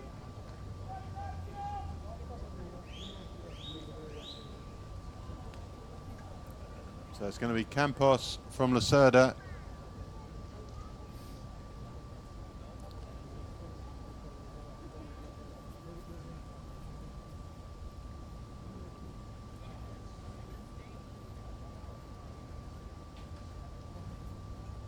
See the coordination it takes to paddle one of these there. Leg movements through the hips, through the waist, the shoulders. Wonderful technique of Campos there, using the And there full goes strength of his Lacerda, body. he's having a pop at it.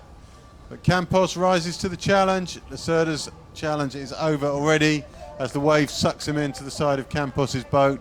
A couple of steering strokes and the attack is done. So it's going to be Campos all the way. Lacerda now struggling not to fall off the back, and he is going to go over that back wave. That'll open the gap up again. And it's Campos from Lacerda.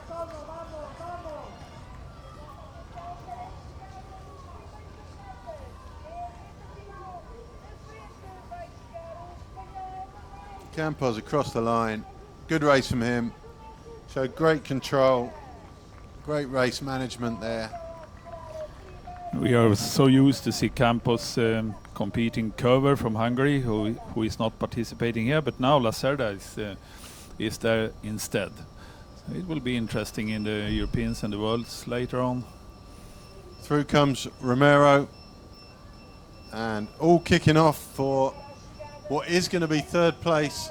It looks like it's actually Adam Doce, as he was for most of the way, but he was closed down quite a lot by Souchere and by his compatriot Daniel Laxo. It was quite tight at the finish for these guys. All three of those will have beaten Romero on the final results once the 15-second penalty is applied. Harsh for Romero. He did so well down the back straight to catch the lead two, but just couldn't control his boat on the turn and paid a heavy price.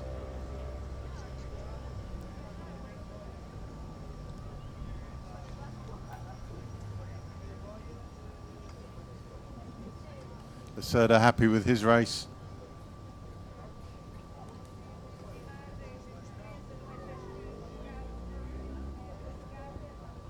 And there's the trail of canoes coming in after him. A good day for Lacerda. He's happy. Campos the winner. Looks comfortable. Doesn't look like that took too much of a toll on him.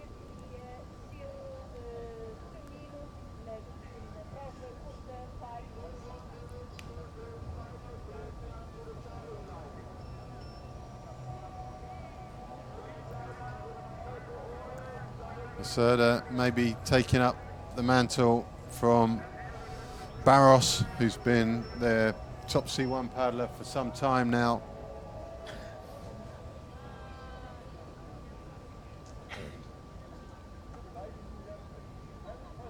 You see the K1s making their way from the warm-up area onto the race course.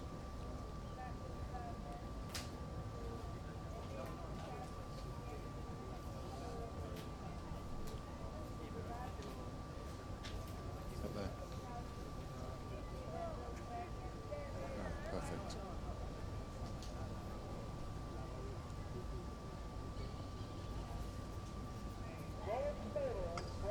As we go to the presentation for the women's C1, third place, all the way from Canada, Maddie Mitchell.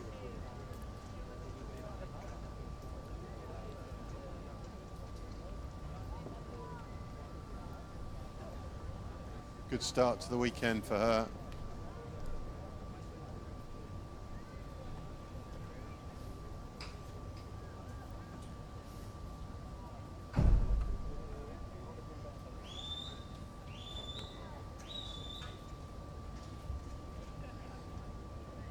In second place, Maria Ramal from Spain.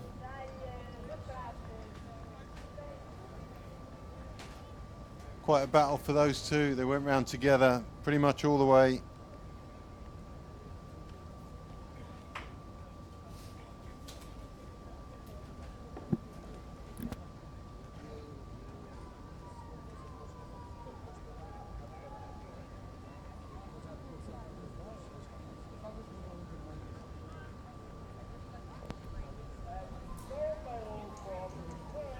And in first place, Ludmila Babak led from the start and opened up a sizable lead by the finish. It's hard to see how anyone can get close to her for the long race either. World champion already, and looks like she's continuing that form into the 2018 season.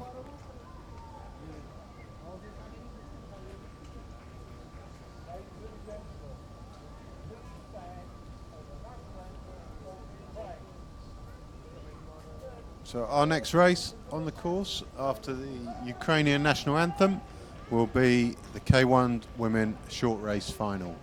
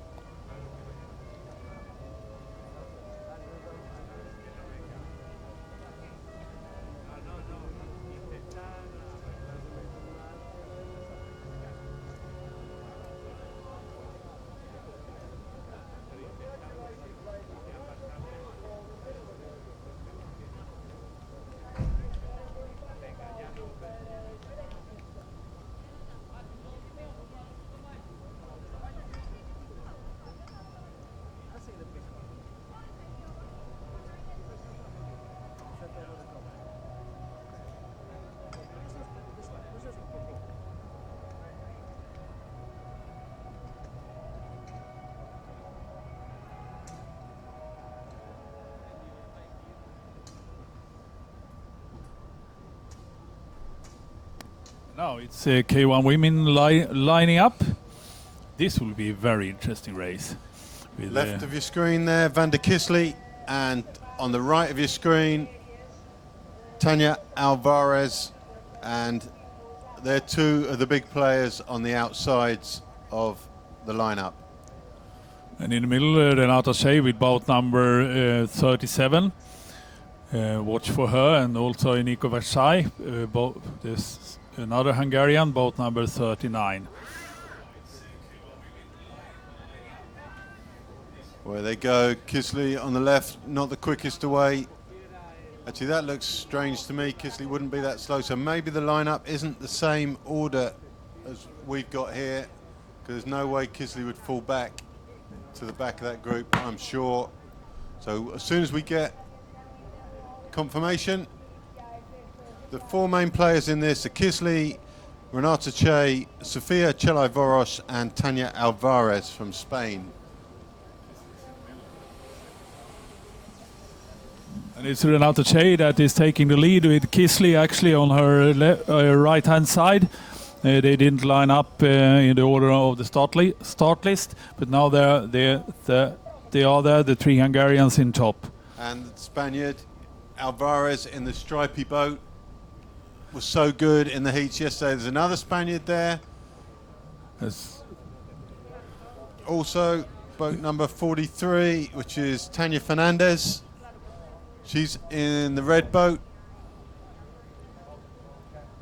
And it looks like a good race. But that's Sofia Chelai-Voros. She looked very, very motivated in the heats yesterday to pull away. In their trials, she pulled away from the field to win the longer race by some distance, apparently. Kisley in boat 40. Jenna Ward at the back of that group. And Alvarez, who was so good yesterday. Emma Andersson from Sweden. Alvarez really lucky there, really. She got hit by someone who helped her turn around the turn. It's got her back to that second group, but Chelai-Voros is away and clear. And I don't think anyone's going to catch her, Stefan. I think she's gone. Quite amazing. She looked very, very strong yesterday, so... But Kisley and Renata is also strong, so... If there's two people who don't want hunting you down, exactly. Maybe Kisley and Renata would be. But Chelai-Voros, she's not waiting around, is she? Kisley's going, Renata's struggling to stay with her. There's going to be a little overlap. The overlap's gone for Renata now. And Kisley hunting down Chelai-Voros. But she is stretching them out. That is hard work. Renata Shea looking uncomfortable in her boat even there. She does not look like she's going to be the one to close that gap. She's losing now. Kisley's gaining. Kisley is full on to close that gap on Chelai. And that is superb. Kisley won the World Cup the last weekend in Szeged, where they tested for the first time short track on the sprint regattas, 5,000 meters, and Kisley was unbeaten there. Chelai-Voros second in the under-23 World Championships last year, and same at the European Championships. Youngsters coming up now. Jenna Ward in third place there. Pretty sure that's her. Then Alvarez from Spain, and then Renata Che in fifth place now. And gradually those gaps are beginning to close.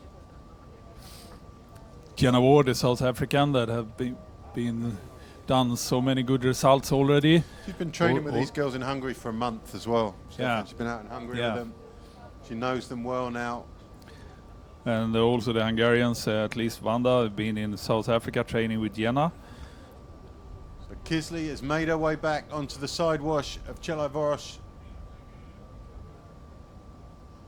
Ward still couple of lengths to make there before she's safe. I think that's a long couple of lengths too.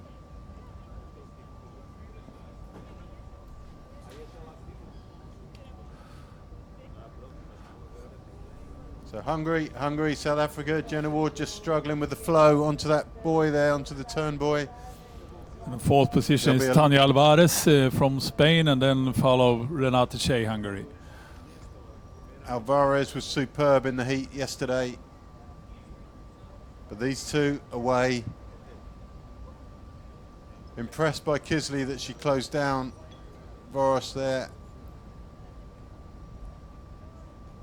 Because that was not a girl who was in any mood for being closed down on. And out they get at the portage. Tidally out, up and running, the pair of them. In comes Jenna Ward. The gap is big now. Alvarez with Ward. But it's Chelai and Kisley.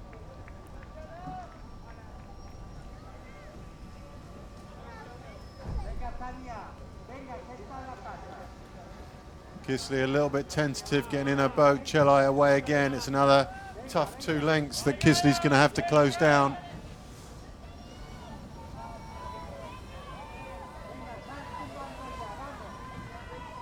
Oh. You see that, Stefan? Yeah, We're just not used to seeing that. Renata Che under pressure, struggling. struggling to get in her boat cleanly. She's so used to have an advantage Gaia. from her running over the portage and taking it nice and easy into the boat, and now she was stressed. Gaia Piazza also doing well. She's in that chase group as well. And the From Italy. third group is led by Emma Andersson from Sweden, also an athlete that put a lot of effort into marathon the last couple of years, training in South Africa most part of the winter.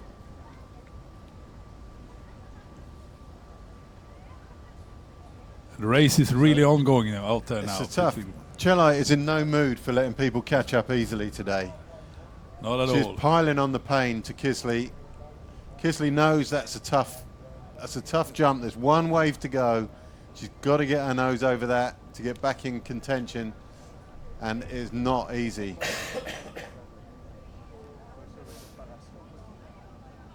That is someone who's very, very confident, Stefan, at the front of that race.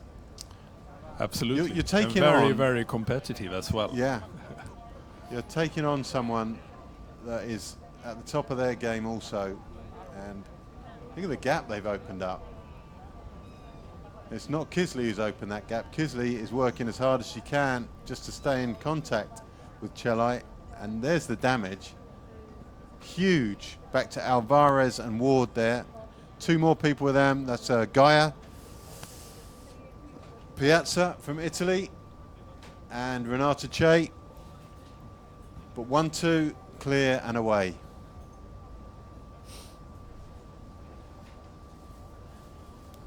Kisley has jumped the last wave and she'll be trying to get some breath back, trying to recover just a little bit.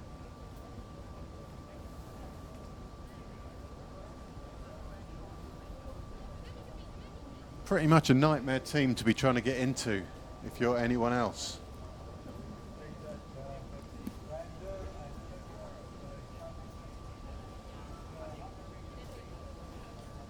Chelai, the tidier of the two technically.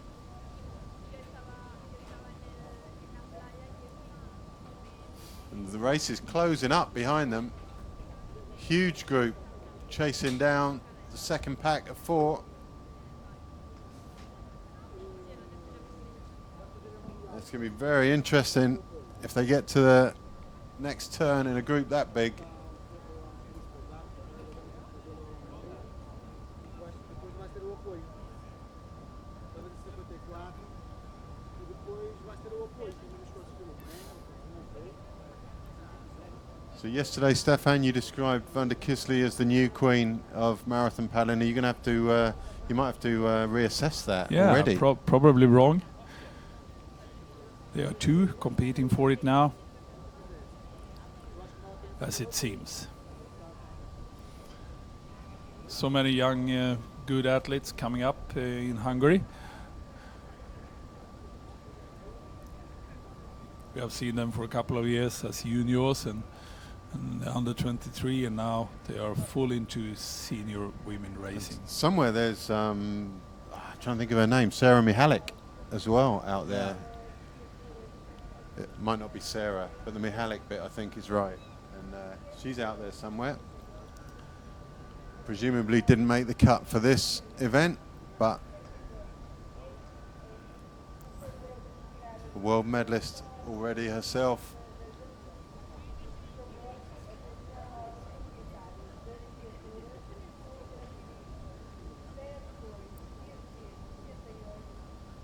First two coming around the bottom turn for the last time.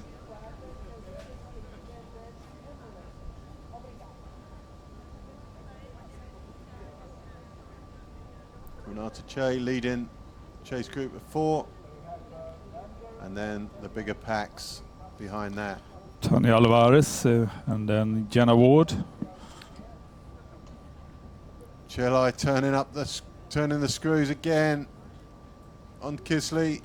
She's clearly motivated to come out of this portage first.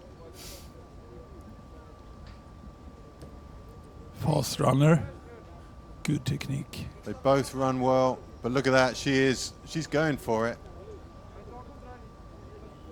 She wants to get in first. Now this is a situation where you could see one of them take a swim at this end. You can tell they're both, Kisley is desperate not to let that two length gap open up again.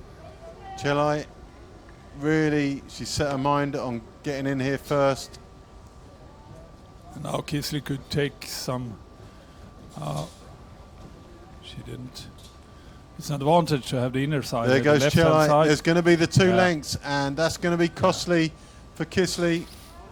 Kisley was choosing the wrong side there. Through comes Alvarez, then Che, then Ward, then Piazza.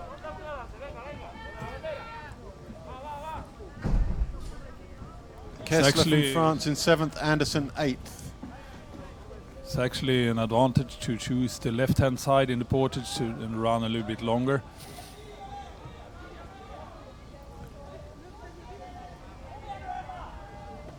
So that second group was left safely. Kessler from France struggling a little bit. Anderson with her. Gaia Piazza doing a great job. Nightmare at the Worlds last year. Didn't finish in K2. They had a terrible time of that. But there's your lead two, and She's Chelai really going for it now. She's mad for it. Yeah. She is absolutely.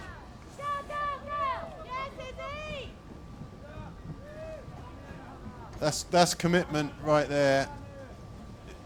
It'll be costly if it doesn't pay off, but that is a big gap to close down now for Kisley, and then not only to close it down but to overtake is a big ask. Couple of untidy swimmers at the portage in front of us. There's a lot of that goes on.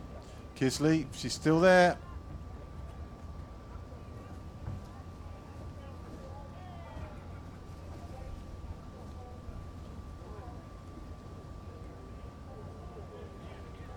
So there goes Chelai. Kisley now just one length to make up. Still quite a strong flow of the incoming tide.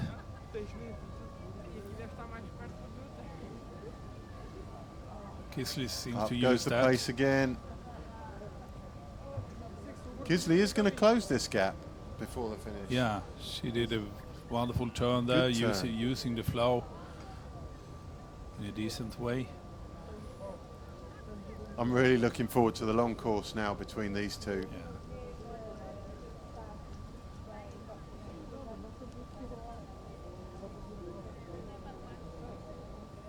Kisley needs to take, straight up onto the side. If she was further from the finish, she could have taken a bit of a rest on the tail, but there's no time for that. They've got Probably 200 metres to go. Kissing needs to get to the side, take as much break as she can before a big push for the finish. She's not even going to take that break. She's going now, I think. Here she comes. Immediately. Straight past. Fantastic. No problem at all. So, Chelai's break. In fact, we saw that last year at the Europeans. We saw Lani Belcher do the same to Yes. try and break. Yes. Who was she racing? It's That would have been mentally, Renata. it's And mentally very Yeah. decisive to do that. So Kisley looks every inch the winner at this stage. Chelai overcooked it on the way up to that last turn, and now is struggling even to stay on the wash.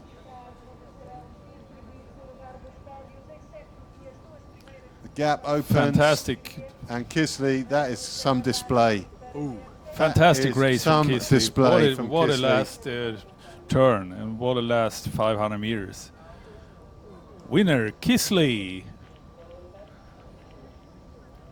Vanda Kisley winning another short track, following up on I'm second impressed by that, Stefan. victory last weekend. Yes, me too. Chelai gave it her best shot. She laid it down on every lap, and Kisley just overhauled her. She was just better. Next group in, led by Renata Che, with Alvarez and Ward either side of her. It's going to be Gonna be Che, Renate. Yeah, and then who knows with the other two. another medal for Renate, another medal for Hungary. Top three. And look, women possibly K1 like Ward just Hungary. pipped Alvarez. Yeah. They're ahead of Piazza, who is ahead of Kessler from France.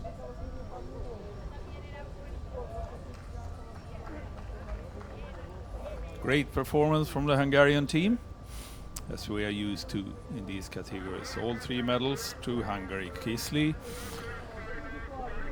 Chelai, Joanna Souza and from Renate. Portugal, just ahead of Toledo from Spain, Anderson, and then Jenny Withers from Great Britain. They're followed in by Australia. Isabel Nielsen there across the line, leading her group 3 shot of Kisley, and Chelai, who gave it everything, couldn't hold it, make it stick to the end. Good race, Stefan. Good race. A very good race. And another good race is coming up in a couple of minutes, and that is K1 men.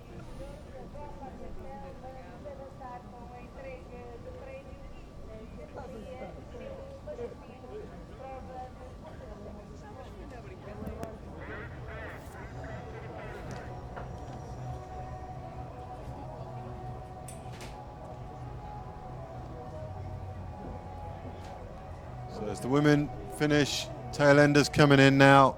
Just one more paddler to come across the line. We go to the podium for the presentation of the men's C1.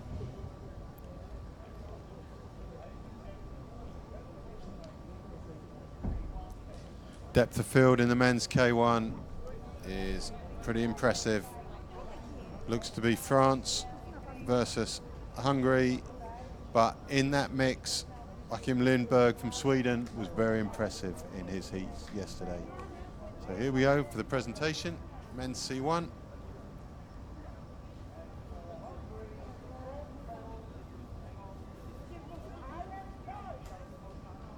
Adam Doce in third place.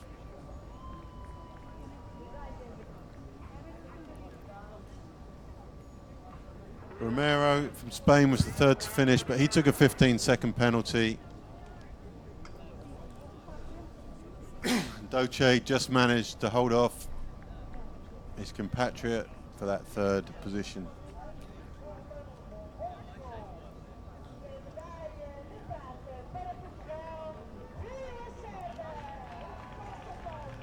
Rui Lacerda in second place. Great race from him. Very happy with that, you can tell.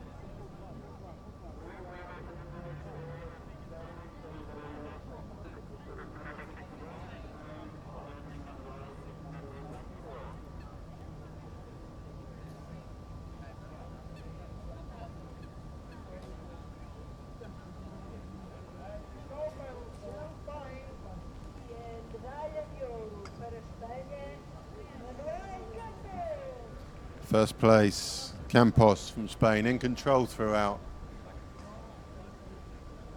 Tidy through the turns and the portages, and never really troubled in the end sprint.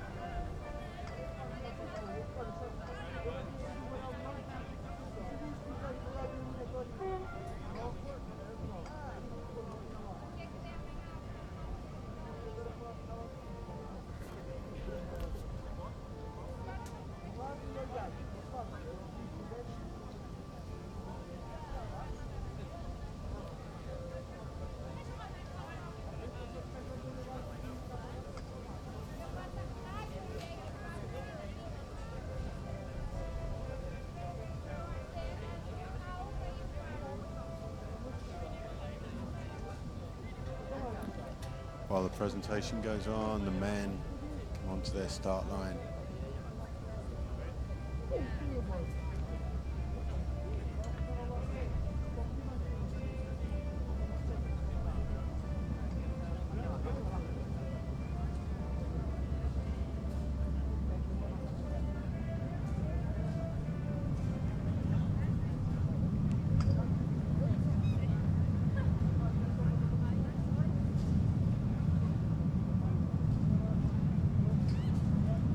Men on the start line now.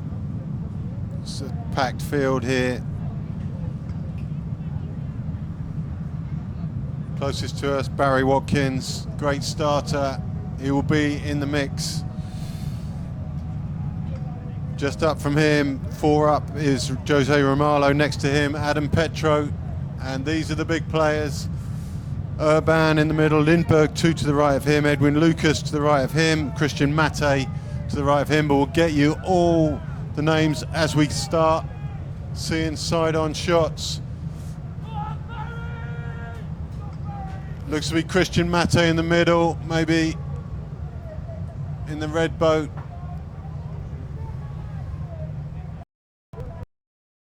Now, white boat leading. Urban was in the red boat. Big finisher, Barry Watkins to the left of Romalo. Tucking into the back, Adam Petro, but he's been squeezed out by Czech Republic.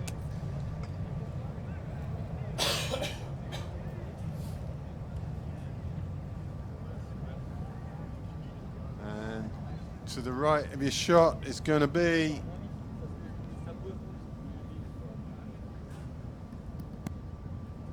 possibly Edwin Lucas. It's all aggro in there.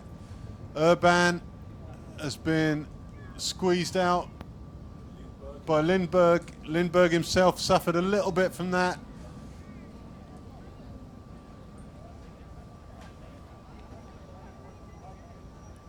Watkins, tidy. Romalo also safe at the front there.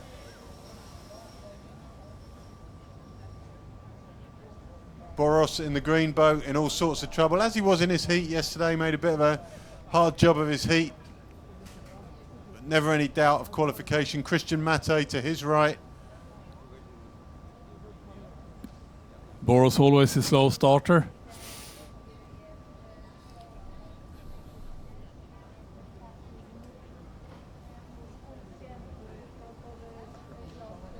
So Aaron Dieguez from Spain leading. Romalo just about to take that lead off him.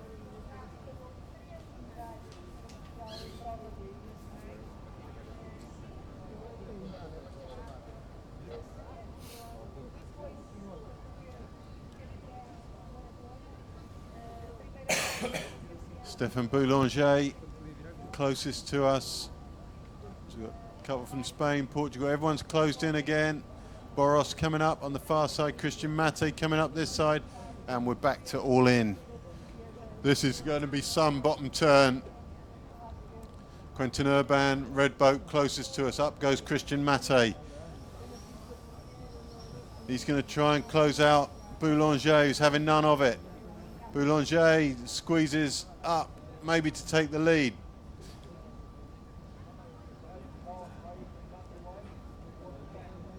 Adam Petro tucked tidily in the back there as well.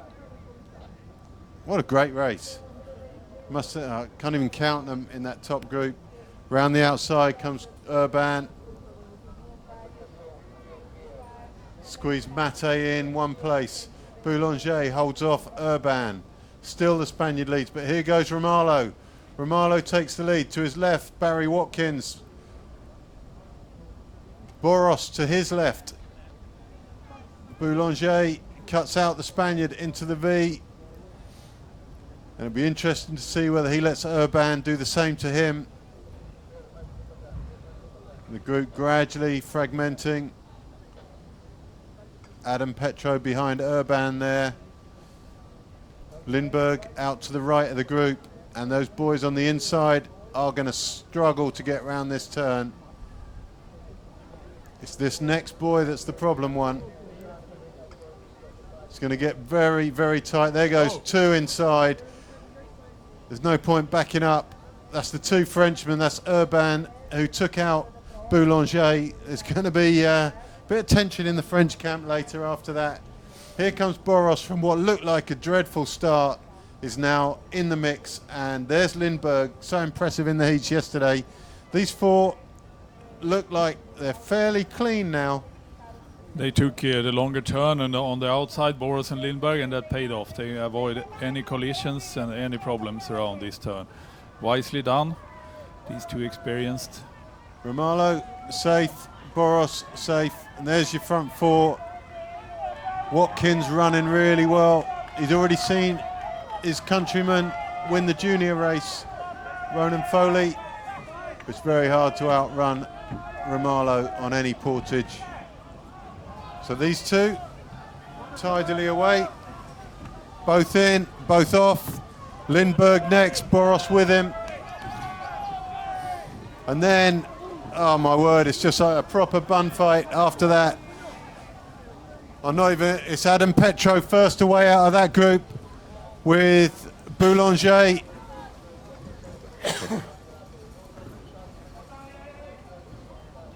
In fact, that's Lucas, the French. Boulanger was one of the ones who went back at the buoy. That's my mistake. So it's Lucas. But here's the front four. It's incredible how quickly it all splits up. When it goes, it goes. We've got a Spaniard swimming in front of us. He's finished for the Victor day. Pardo from Spain. That fall in. Watkins takes on the lead at the front. Lindberg perfectly positioned on the Lindberg diamond wash. so good yesterday, and it looks like he's repeating that today. Watkins, big finisher as well. I'd quite like to see him win this. Be a great morning for Ireland if he does. I think Romalo over a full 500 metre finish straight will probably get the better of him. But these four away and clear.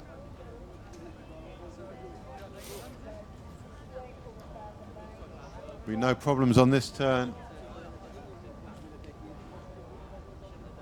Lindberg looks comfortable on the diamond wash. In very good shape after a long winter of cross-country skiing back home in this close to North Pole, Sweden. First time he's seen daylight for 6 months, I believe. So those four being chased down. It's Lucas chasing them down, I think, from France.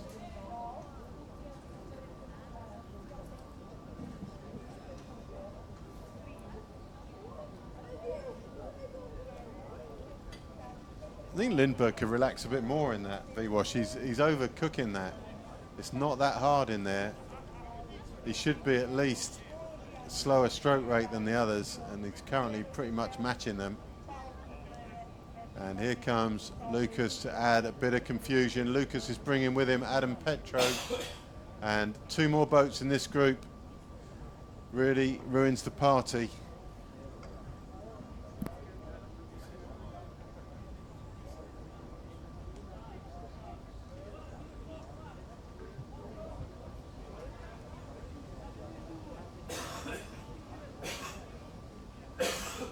So Lucas has closed and he's brought back Petro with him.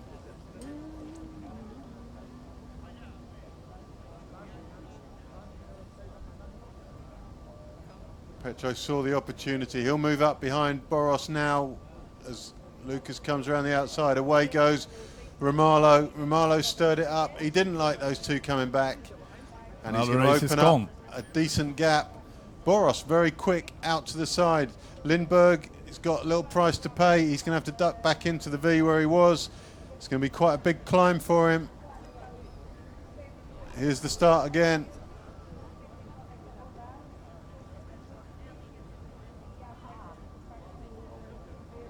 So much tension on a start.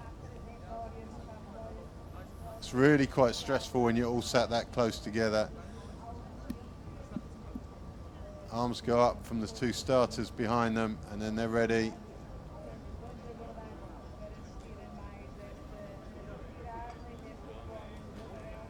And into the turn. Nice and easy. Ramalho in the lead.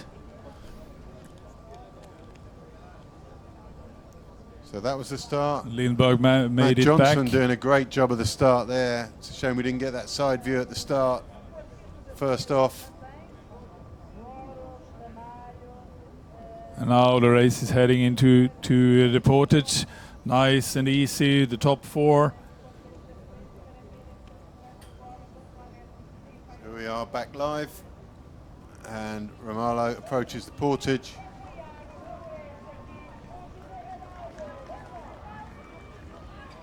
Romalo did quite a lot of damage to that chase pair when he upped the speed. Boros made that acceleration look fairly easy. Lindberg suffered a little. Right choice from Lindberg there. Watkins away well. Lindberg did well to run long. Boros all away, and they're all away comfortably. It's going to be the same shape group that arrived.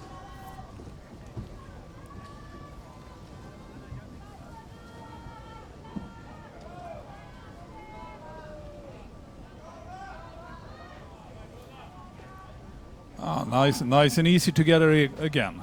This will be a very, very tough last 500 meters. The chase group, Edwin Lucas, Christian Mate, Adam Petro, second Swedish paddler, Emil Svensson. Svensson. But here's the 4, and this is going to be a good finish. It's hard to see anyone at this stage overtaking Romalo. The turn of speed he showed was quite impressive. Boros, who was second at the World Cup in Szeged last weekend, he has the ability, beaten by Pimenta. Lindberg definitely needs to relax more in that wave there.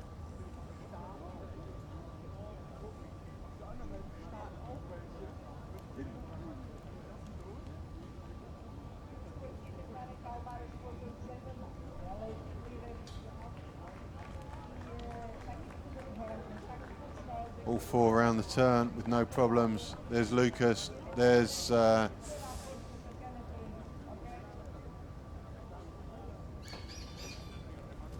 Christian Mate with him.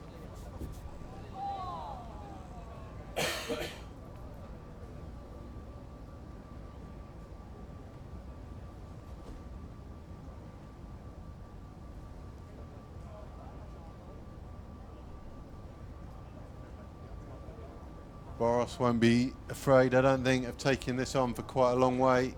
Watkins, don't know, you'd favour his chances if he waited till the last minute.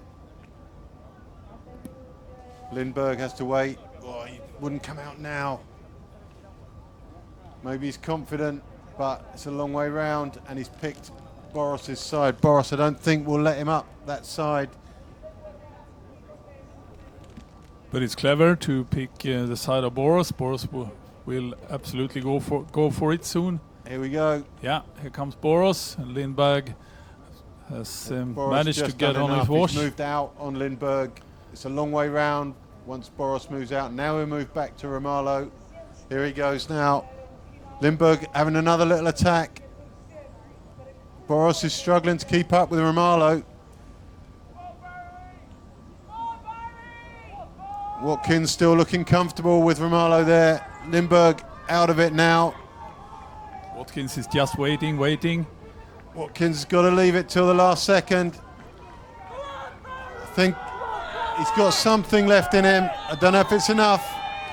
It's 50 metres to go now, and it looks like he's settled for second place, Watkins.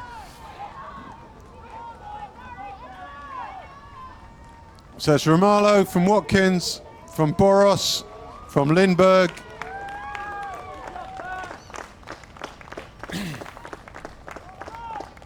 Good race. Very good race. Christian Mate just overtaking Edwin Lucas. And two of the big French guys were Fifth and sixth position, seventh now. inside the buoy on that turn, and they didn't continue by the look of it.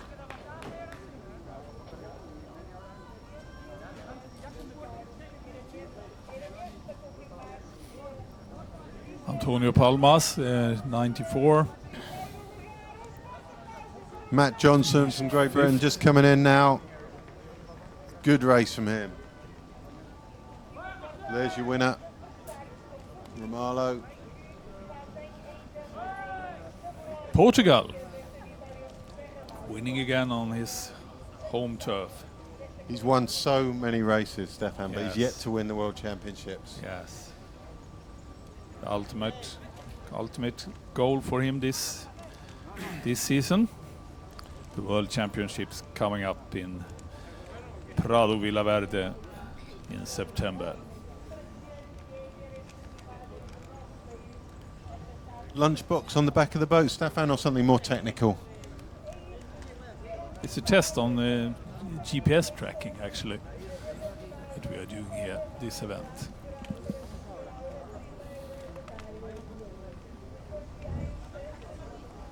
So that's it for the morning's racing. It is.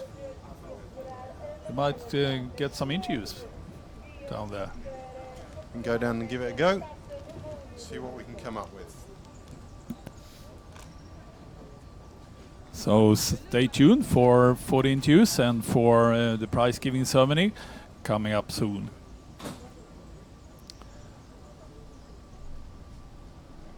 Great racing here this morning.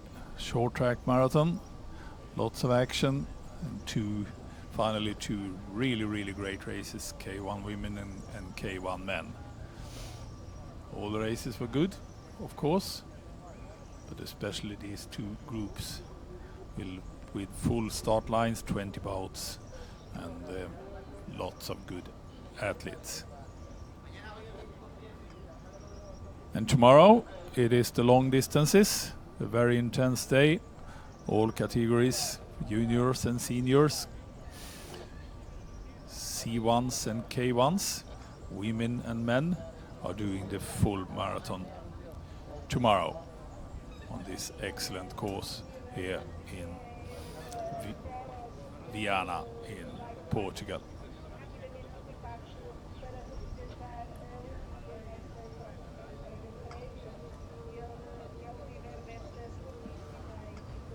Beautiful river, Viana do Castelo in Portugal, coastal town, fishing town with 1,000 years history, as many of these cities in northern Portugal has.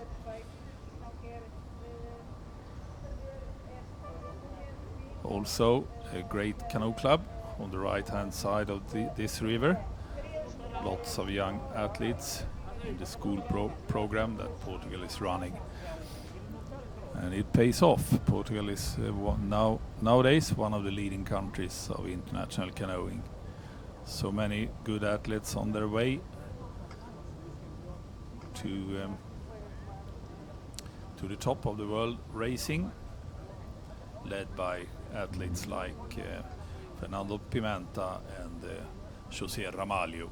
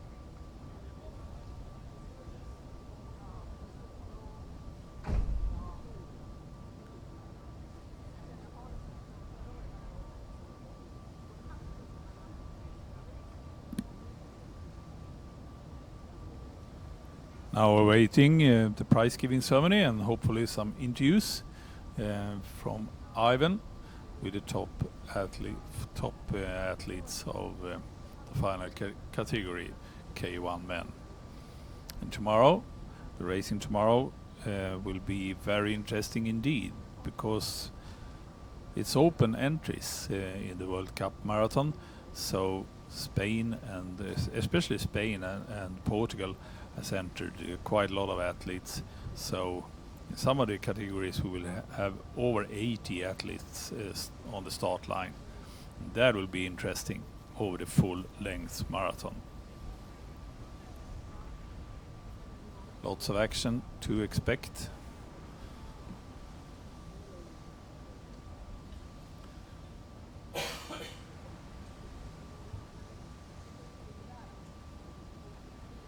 Is Wanda Kisley finally winning the K1 women race with Sofia Celai on second position.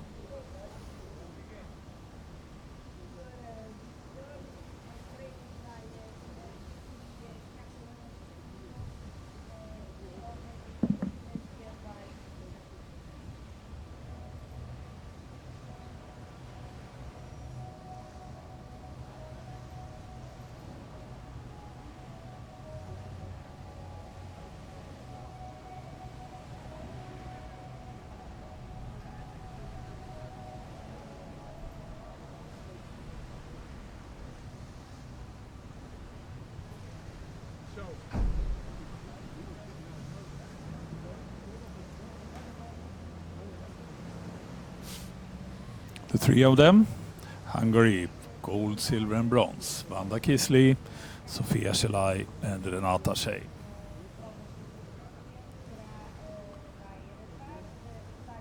Renata Shea, who have been winning so many medals over the years, starting her international career already in the previous century, back in the 90s, winning K1 and K2 medals. Accompanied by the youngsters, Sofia Celai and Wanda Kisley.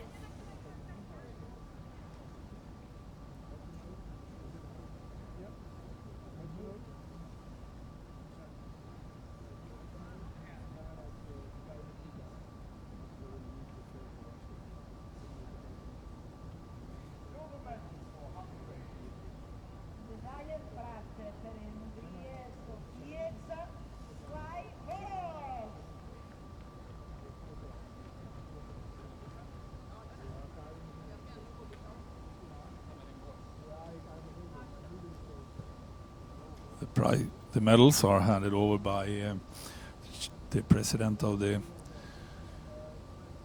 Portuguese Canoe Federation, Vitor Felix, who will be quite used to doing that after this season. Portugal organizing 4 great canoeing events.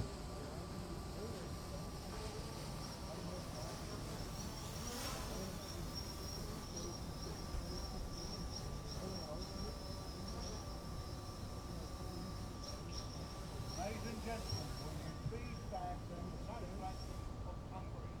And now, listening to the Hungarian national anthem.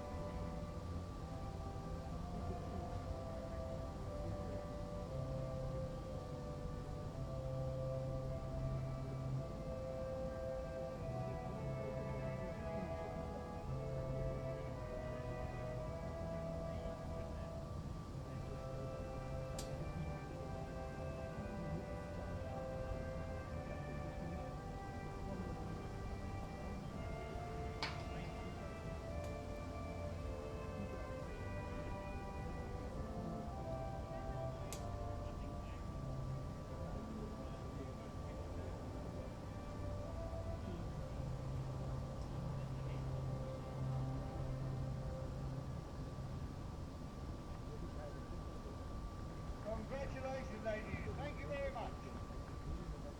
Parabéns, minhas senhoras.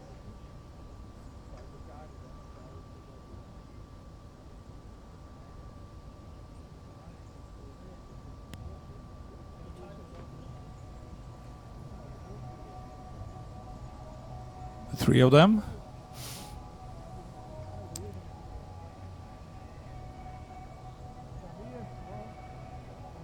Renate Tjej, Sofia Selaj, and Vanda Kisli. And now coming up is the K1 men prize giving ceremony. And hopefully some interviews from Ivan down there with the ladies and the men. Pede a comparência do equipe IBAN de Portugal, Rui Câncio, para avançarmos com a próxima entrega de medalhas. E obviamente o nosso panelista José Ramalho, estamos a aguardar para avançar com a cerimónia protocolar de entrega de medalhas.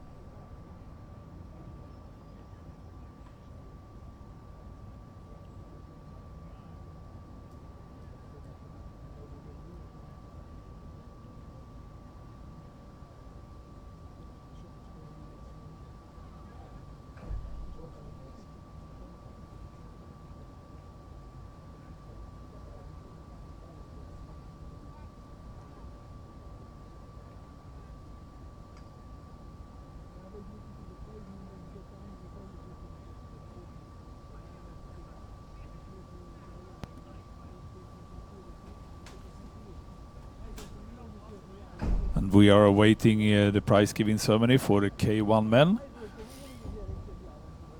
And hopefully Ivan will come in with some interviews soon.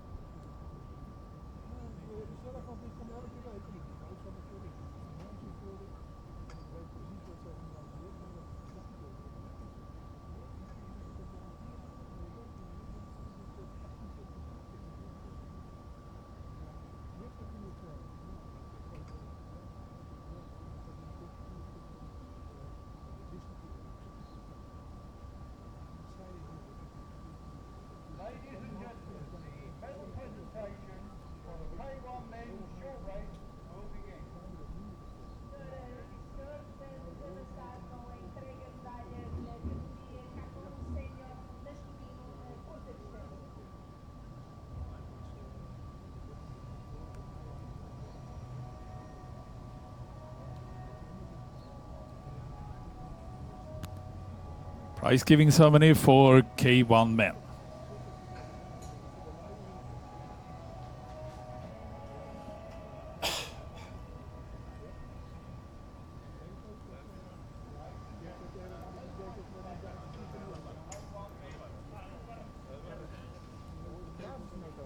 Entrega de medalhas na forma de presidência será realizada acompanhado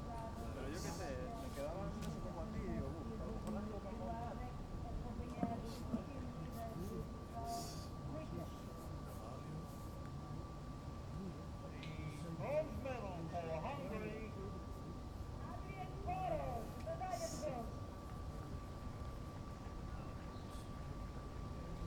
medalha de bronze.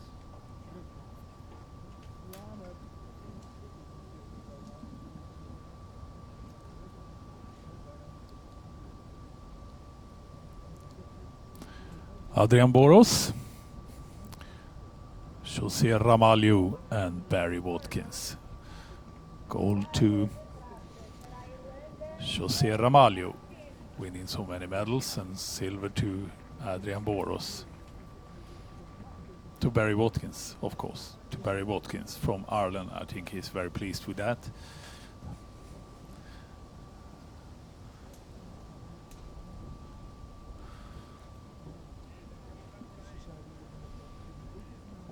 Ireland has a strong team in this World Cup. Ronan Foley winning the juniors, and then Barry Watkins here now on the silver position. And the winner is Jose Ramalho.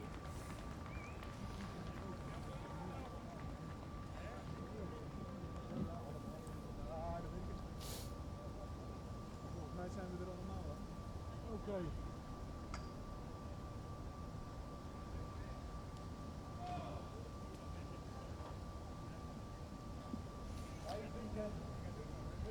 The national anthem of Portugal will close this first day of finals on the International Canoe Federation Marathon World Cup here in Viana. Thank you for staying tuned and enjoy the Portuguese national anthem.